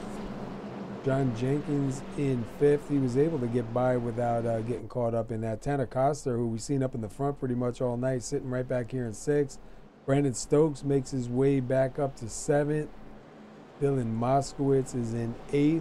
Joe Morganti, a little bit of damage on the front of that truck. He's got himself up to 9th.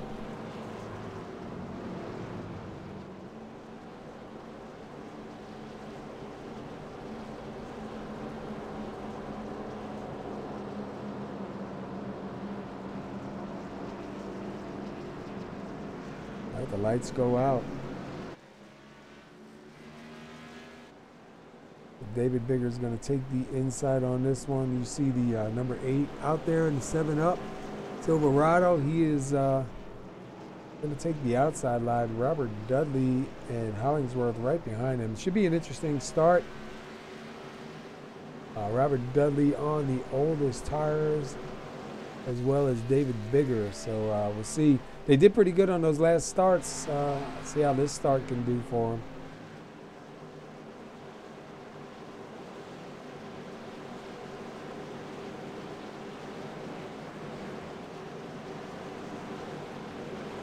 Waiting on that pace car to jump on in. Let's see if he hits the wall again. I think he might have been looking in the mirror when he was pulling into the pits there.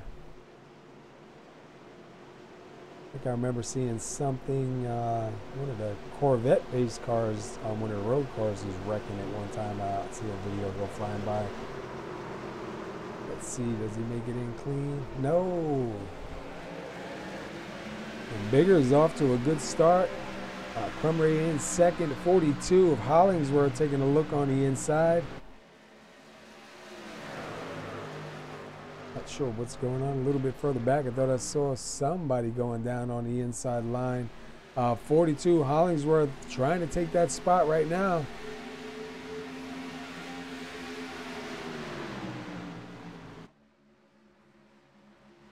You see Paul Crumray swing it way up high.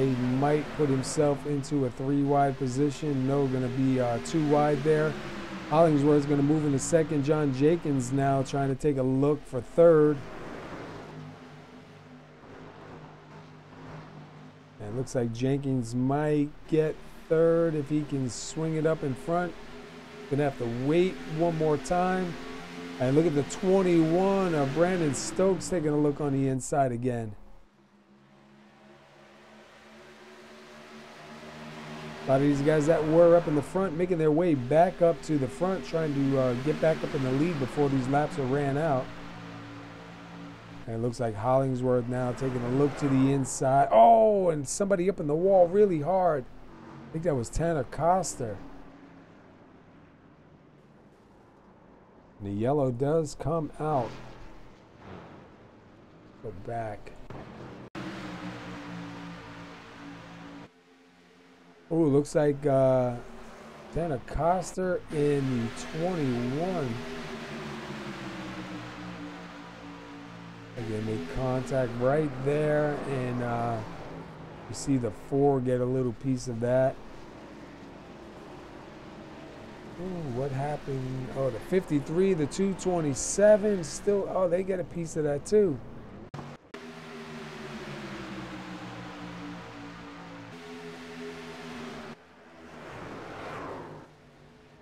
See these guys in the back trying to avoid it. See the 7 spins it, trying to keep off.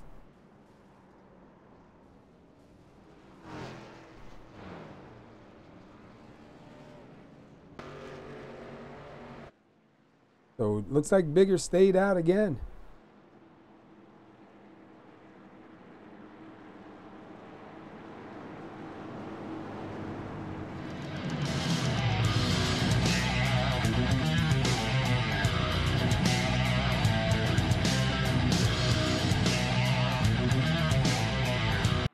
introducing a whole new form of racing to the best online racing simulation in the world. This is Dirt Racing on iRacing.com. Race online at some of America's most legendary dirt tracks, including Eldora and Williams Grove. iRacing is the premier online racing game featuring NASCAR, IndyCar, sports cars, and now World of Outlaws, the leading sanctioning body for dirt racing. iRacing is easy to use and features a centralized ranking system to make sure you have the best experience at any skill level. With a massive inventory of high-precision laser scan tracks and cars with an unmatched dedication to quality and detail, iRacing gives you the most authentic online racing experience available. Thanks to iRacing's dynamic track system, developed specifically for dirt racing, tracks change over the course of a race, just like your favorite dirt track on a Friday or Saturday night. From a slick racing groove all the way up to the cushion, iRacing's dirt tracks deliver non-stop racing action. Partnered with the World of Outlaws, iRacing is your source for the most authentic dirt racing experience available, featuring 4 brand new tracks and 11 new cars, including street stocks, Legends cars, late models, NASCAR trucks, winged and non-winged sprint cars, with much more on the way. Join the Dirt Revolution on iRacing.com and start slinging mud today.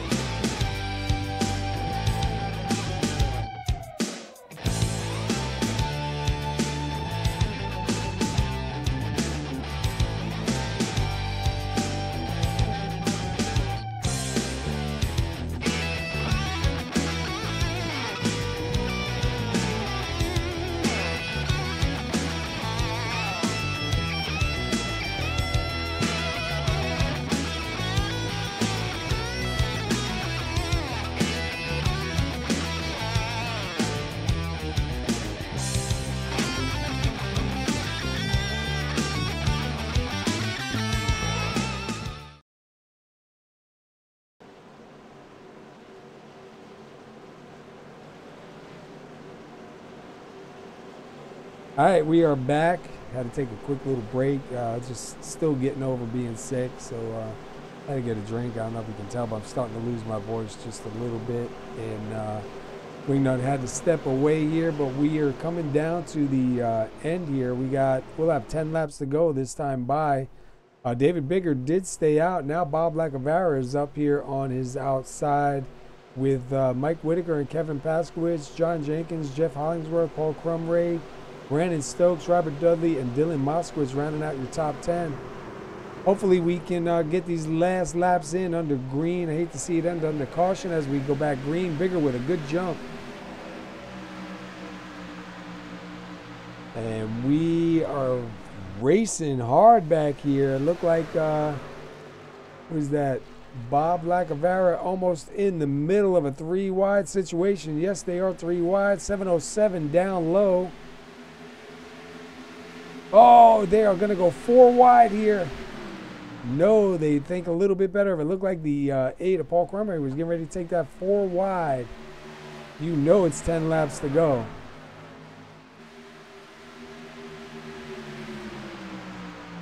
To the 4, Dylan Moskowitz. Oh, and they're back around again. And who is that flying up in the air? Oh, the 5 of Lacavara goes flying high. Let's check that out.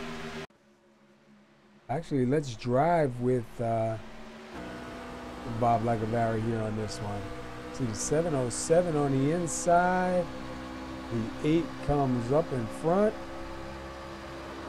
And man, nowhere to go. Look at him flying through the air. Who was that hit him? You see the 4 Mosswoods give him a little shove, and the 49. I see the 49 makes contact with the 707, and that turned him up into the 5. Man, Bob's just in the wrong place.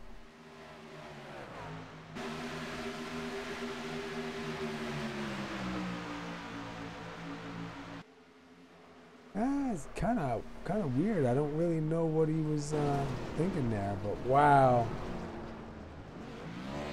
that was gonna hurt.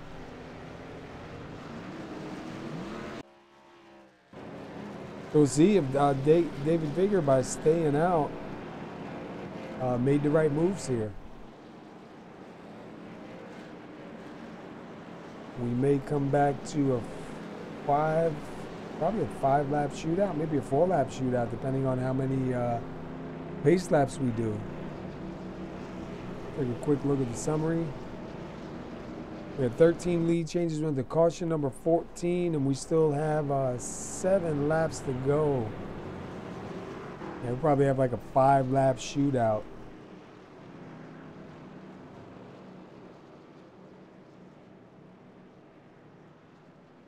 Should be pretty good. I'm trying to find out what track we are at next, so I can let you know when the next one is.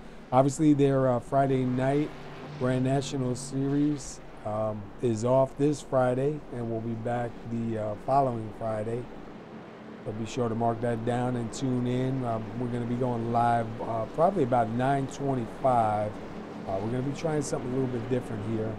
That's our broadcasting. So tune in to find out what it is. We're going to do a little test. So it looks like next week is going to be Talladega in the trucks. And that, I'm sorry, that will be January 7th.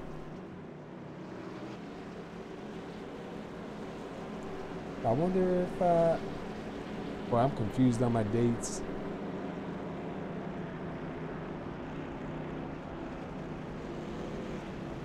I still can't believe we're right here on top of Christmas.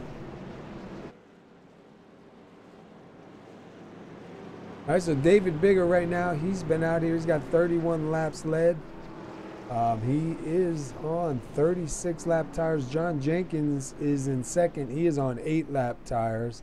Brandon Stokes, Paul Crumray, Jeff Hollingsworth, Matthew Tyrell, and Sean Weaver all on 7 lap tires. So I don't know, that's going to be pretty close. Let's take a quick look at Sean Weaver.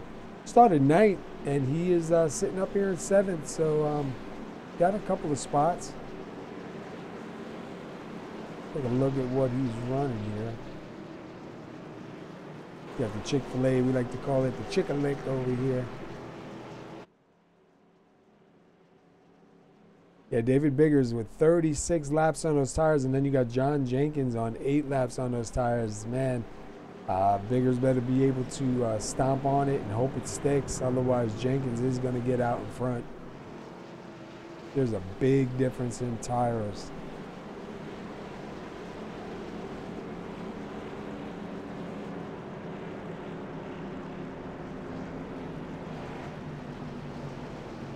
All right, lights are out. These guys are doubling up.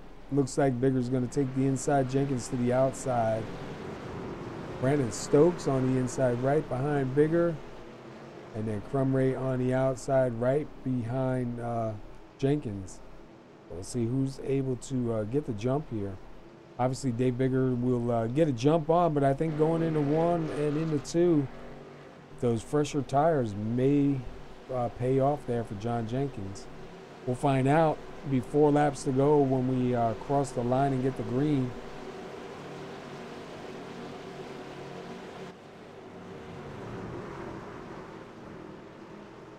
Take a quick look at the temperature. 65 degrees on the track. Definitely cooled off quite a bit. We were up at 77, 78 degrees, I believe, at the start of the race.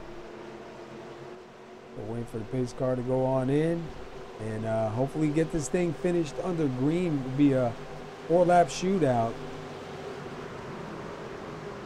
Pace car does go in. And the 50 bigger does get a good start. See Brandon Stokes right now challenging for second. And it looks like he may have it to 25, up a little bit high. So Brandon Stokes going to move it into second. He's going to go to the outside.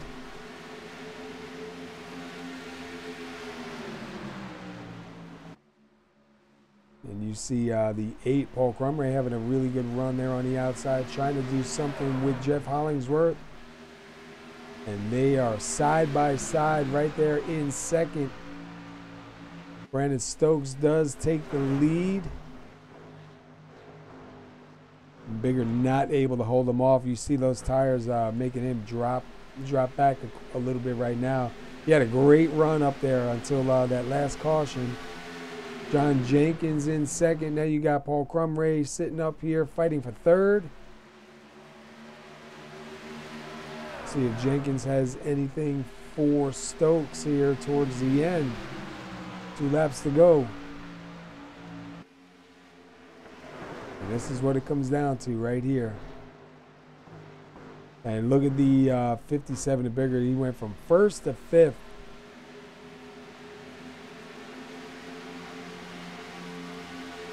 And take a look from the front of Jenkins and the back of Jenkins.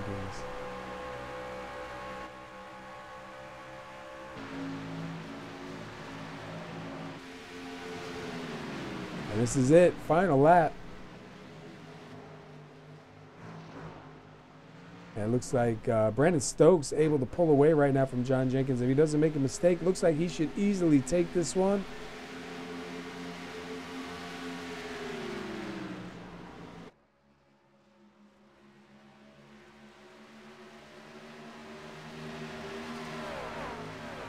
Coming out of 4s, they get ready to cross the line. You see Brandon Stokes going to take the win.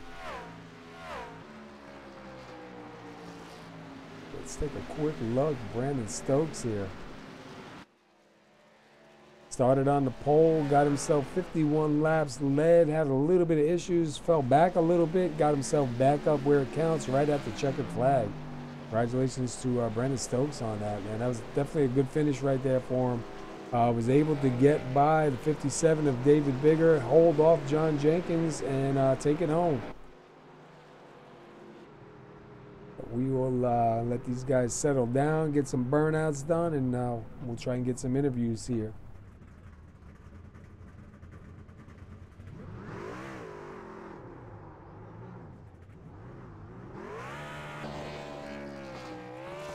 You know, burning them things up.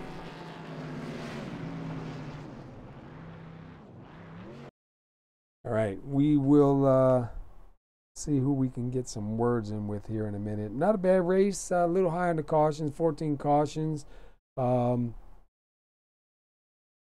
Definitely a lot of racing going on out there all through the field. It was good to see a whole bunch of trucks out there at the start of this race. Looks like we still had about 15 or 16 on the lead lap. Unfortunate for some guys getting caught up in that, in a couple of those cautions, man. Just didn't really do them any good. Here is your winner, Brandon Stokes, 51 laps led. Congratulations to Brandon Stokes. We'll see if we can get a word in with Paul. And Paul is not there, so give me a second here. We'll see if we can locate him and get him out here.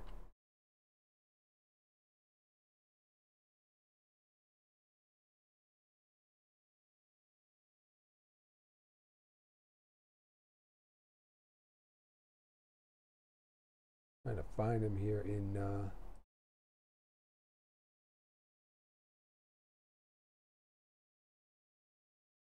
Not really sure what happened with Wingy. Hopefully he'll be able to get back here. All right, here's Paul Crumray. See if we can get a word in with him. All right. Hey, Paul, this is the SR booth. You got a copy? Yes, sir. Hey, man, not a bad run for you here. You got a third place finish. Looked pretty strong there at the end. A little bit of trouble out there on the track going on, but all in all, man, looked like it was a pretty good race for you. How was the truck feeling?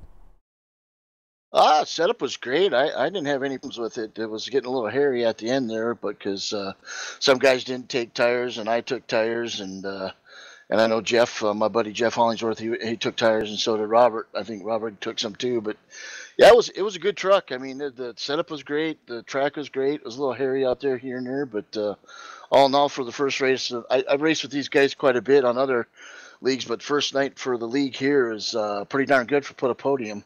Yeah, not bad at all, man, to get up here in third and actually come home pretty clean. We saw at the end there, who was it? David Biggers in the number 57 stay out quite a few times there on those cautions. He had 41 laps on those tires compared to you guys with 12, 13 laps on the tires.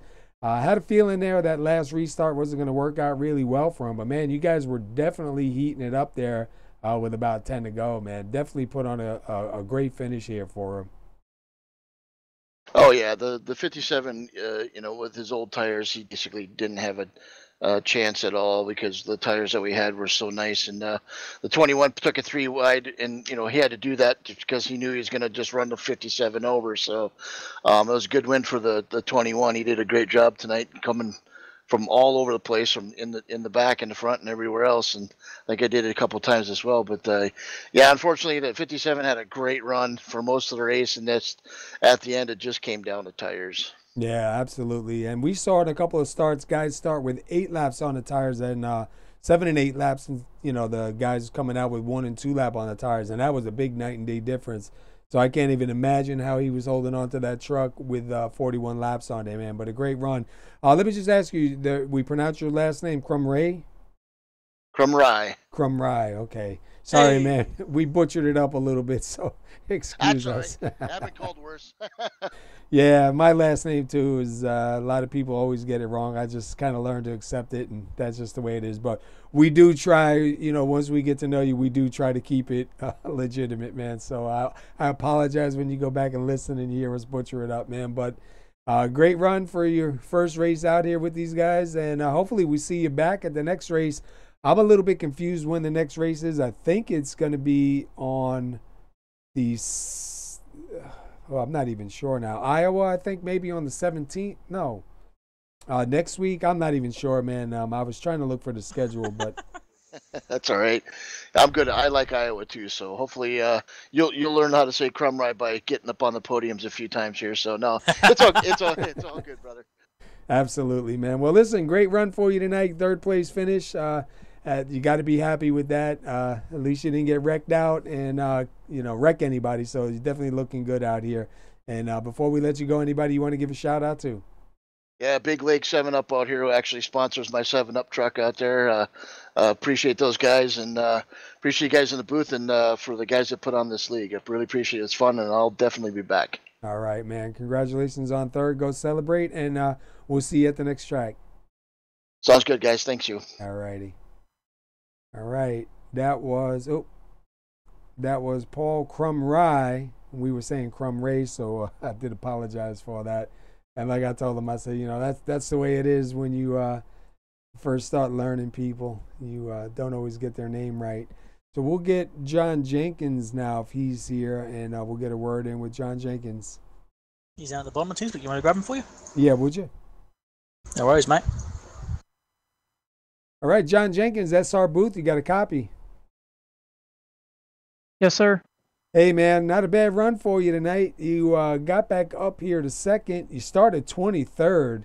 Definitely looked strong. We saw you kind of, run into a little bit of trouble back earlier on. Managed to get back up here and almost run down the 21 for the win. Walk us through the last part of the race here. The last part was, I knew the 57, David, he was on old tires. And I didn't get the greatest restart. Brandon, my teammate, he got a heck of a restart, and I knew we were on equal stuff, so I was pretty much just didn't really have anything to get there. Yeah, Brandon was pretty strong. We saw him get in a little trouble and go to the back and have to work his way back through, get back up to the front. Looked like you were on him there at the very start of that last restart there, but he just had a little bit more. But definitely not a bad run for you, man. You got your way through the field pretty good, starting 23rd. Truck feel pretty good for you out there? The beginning part of the race, it seemed with the sun out a lot more. It got looser quicker, but now it got real tight. But at the end of any run, it would get loose. But we didn't have very many long runs. Yeah, Kind of frustrating tonight, but yeah, kind of unfortunate. 14 cautions tonight. There was some real good racing going on in between. Some incidents that especially took out some really good drivers too, man. Some really good trucks that were out there tonight. But all in all, man, you got to be happy with a second place finish. It's not the win, but could have been a whole lot worse. Second place, I think I'd walk away with a kind of a little bit of a smile on my face. yeah, Overtake Motorsports 1-2, and we last 2 truck races we've won. So I won at Martinsville last week, and then Brandon this week. Good win to him, and yeah. All right. Well, we got a new sponsor on board here, and we're glad to see them come on board. We been talking about them, and before we let you go, anybody you want to give a shout out to? Yeah, I give a shout out to KP and all the guys that get this thing going. We have a great group of drivers. Nights just it's just one of those nights. But also I want to thank Slam Cakes for coming on board for the series, and Overtake Motorsports, Brandon with the win tonight, and all the guys in the team, and you guys for the broadcast, and also Pinnacle Racing Group as well. Awesome, man. Yeah, we were just looking at the buyslamcapevapes.com website earlier because I just got the information maybe about 45 minutes, a half hour before the race. And looked like they got a really good website there. You know, people that are into vaping, man. Looks like there's some really good flavors, good prices, a lot of good reviews. So go check them out. Appreciate having them on board. And even though it's not the win, man, congratulations on second. And we'll see what you guys got at the next track. Yep, for sure. I don't even know what's on the schedule, but you guys have a good one. All right. Have a good night, buddy. Go celebrate, man. Thanks. All right. That was John Jenkins, who finished second here tonight. And we are going to go with our winner. You want to take him, Wingy? Unfortunately, no. I missed the best part of the race. Oh, did you? Yeah, I only just got back. All right. Let me see if I can find Brandon Stokes. See him out here? At the very bottom as well. I can grab him for you. All right. I should have seen him there. All right, Brandon Stokes, this is the SR booth. You got a copy? 10-4. Hey, man. Dude, you were on fire. You set off a good pole start here. We saw you get in a little bit of trouble and fade back into the crowd a little bit, work your way back up. Take that run there at the end for the win, man. So congratulations on that, man. Talk to us through your race here tonight. Well, between those first, I think 5 or 6 cautions, I really wasn't going hard, but I was probably going about 75%, just trying to save a little bit. I knew Tanner and Jeff were going to get up there eventually, so once they did, I started to get after it.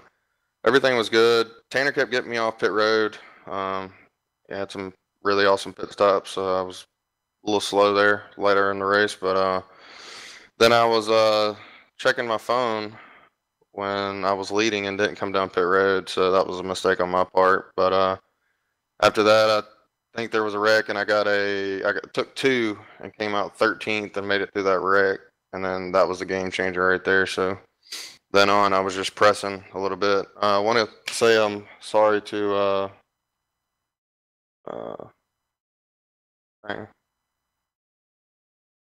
not Tanner. whoever I wrecked, I'm sorry. I didn't mean to get into your left rear there. But other than that, man, I had a rocket, man. Give a shout out to John, man. He kind of helped me with the steering ratio and the brake setup. So, it's awesome having a teammate like that where we can run 1-2, night in and night out. So, yep. Yeah, we were wondering what happened on that one pit stop. We thought maybe you just, missed pit entrance because we said, I said I didn't think there was any way that he would have purposely stayed out. So I'm glad you kind of cleared that up for us because we did look at that and we were kind of puzzled by it because you were out there in the front, you were strong, and we were like, man, why would he stay out? You know everyone else is going to go in. So, but I'll tell you what, man, we were just talking to John right before that too, and he was charging for you at the end on that last restart. We saw David Bigger. He was out there on 41 lap tires. You guys obviously had fresher tires. Once you were able to get around him, you were able to really set sail, and looked like John was closing in there for a little bit, but just didn't have enough, man. But definitely a great run by you guys. A little bit high on the cautions tonight, but a lot of great racing throughout the field. And unfortunate, some really good trucks that were up there battling with you, man, got affected by it. But you got the win, brother. 51 laps led. That's what counts. Yeah, man, I'm lucky to do this. It's my girlfriend allows me to do it and doesn't get too mad at me for spending a pretty good bit of time on the sim. But those last restarts there with Bigger, I knew if I was on his bumper, I thought he was going to go, so I kind of nudged him. As soon as I nudged him, he went, and that kind of gave me and John, we were door to door there going into one, but I knew I had to kind of lean on him a little bit and then, shove it down in a corner and get Bigger going into 3. If I wouldn't have done it then, I think John would have been able to set sail on us. So, but overall, man, it was a good night. First one of the, I think it's the actual first race that I finished without being in a wreck. So, and on the podium too. So that's great, man. That's a good run. Yeah, 10-4, man. It's I just want to give a shout out to my girlfriend Megan, and Overtake Motorsports, all the boys, great setups and everything, every day. Want to give a shout out to y'all for broadcasting, man. Y'all do an awesome job. KP and all the admins and all that. I know it's a tough deal to get going, but it's been an awesome ride so far, and hopefully it's only going to get better here. Yeah, definitely, man. And we want to also give a shout out to Slam Cakes for coming on board. Go to buyslamcakesvapes.com and check them out. New sponsor here in the truck series, so definitely looking forward to having them on board, and appreciate them coming on. And good to see you get out of here with the win, man. 51 laps led. Congratulations. And I'm not really sure where we're headed next, but we'll be here and see what you guys got for the next race. 10-4, bud. Appreciate it, guys. All right, go celebrate, Good man. win, Congratulations, dude. Thank you, buddy. All right. That was Brandon Stokes right there in the number 21. Started on the pole, got himself 51 laps led. Got a little bit of trouble there on the track. You heard him, he went to go check his phone. Ain't supposed to be checking your phone and driving. But he missed the pits. And remember, we were talking about that too. We were like, dude, why didn't he go in? But that explains it. And, once you miss it, that's it. You can't duck back down. So he just had to ride it out. But he was able to get back out in the front and overtake, who was it, David Bigger for the lead there on that last restart and take home the win. So not a bad finish, Had the man. pace. Yeah, he definitely Absolutely had the pace. for sure. It's good to see him back at the front for sure. Like, Yeah. he had the car, had the pace. Just a few moments that kind of made mistakes. Yeah, so not too bad. A little high in the cautions, about 14 cautions here tonight. Let's quick run over the summary. We had 14 cautions, 134 laps led.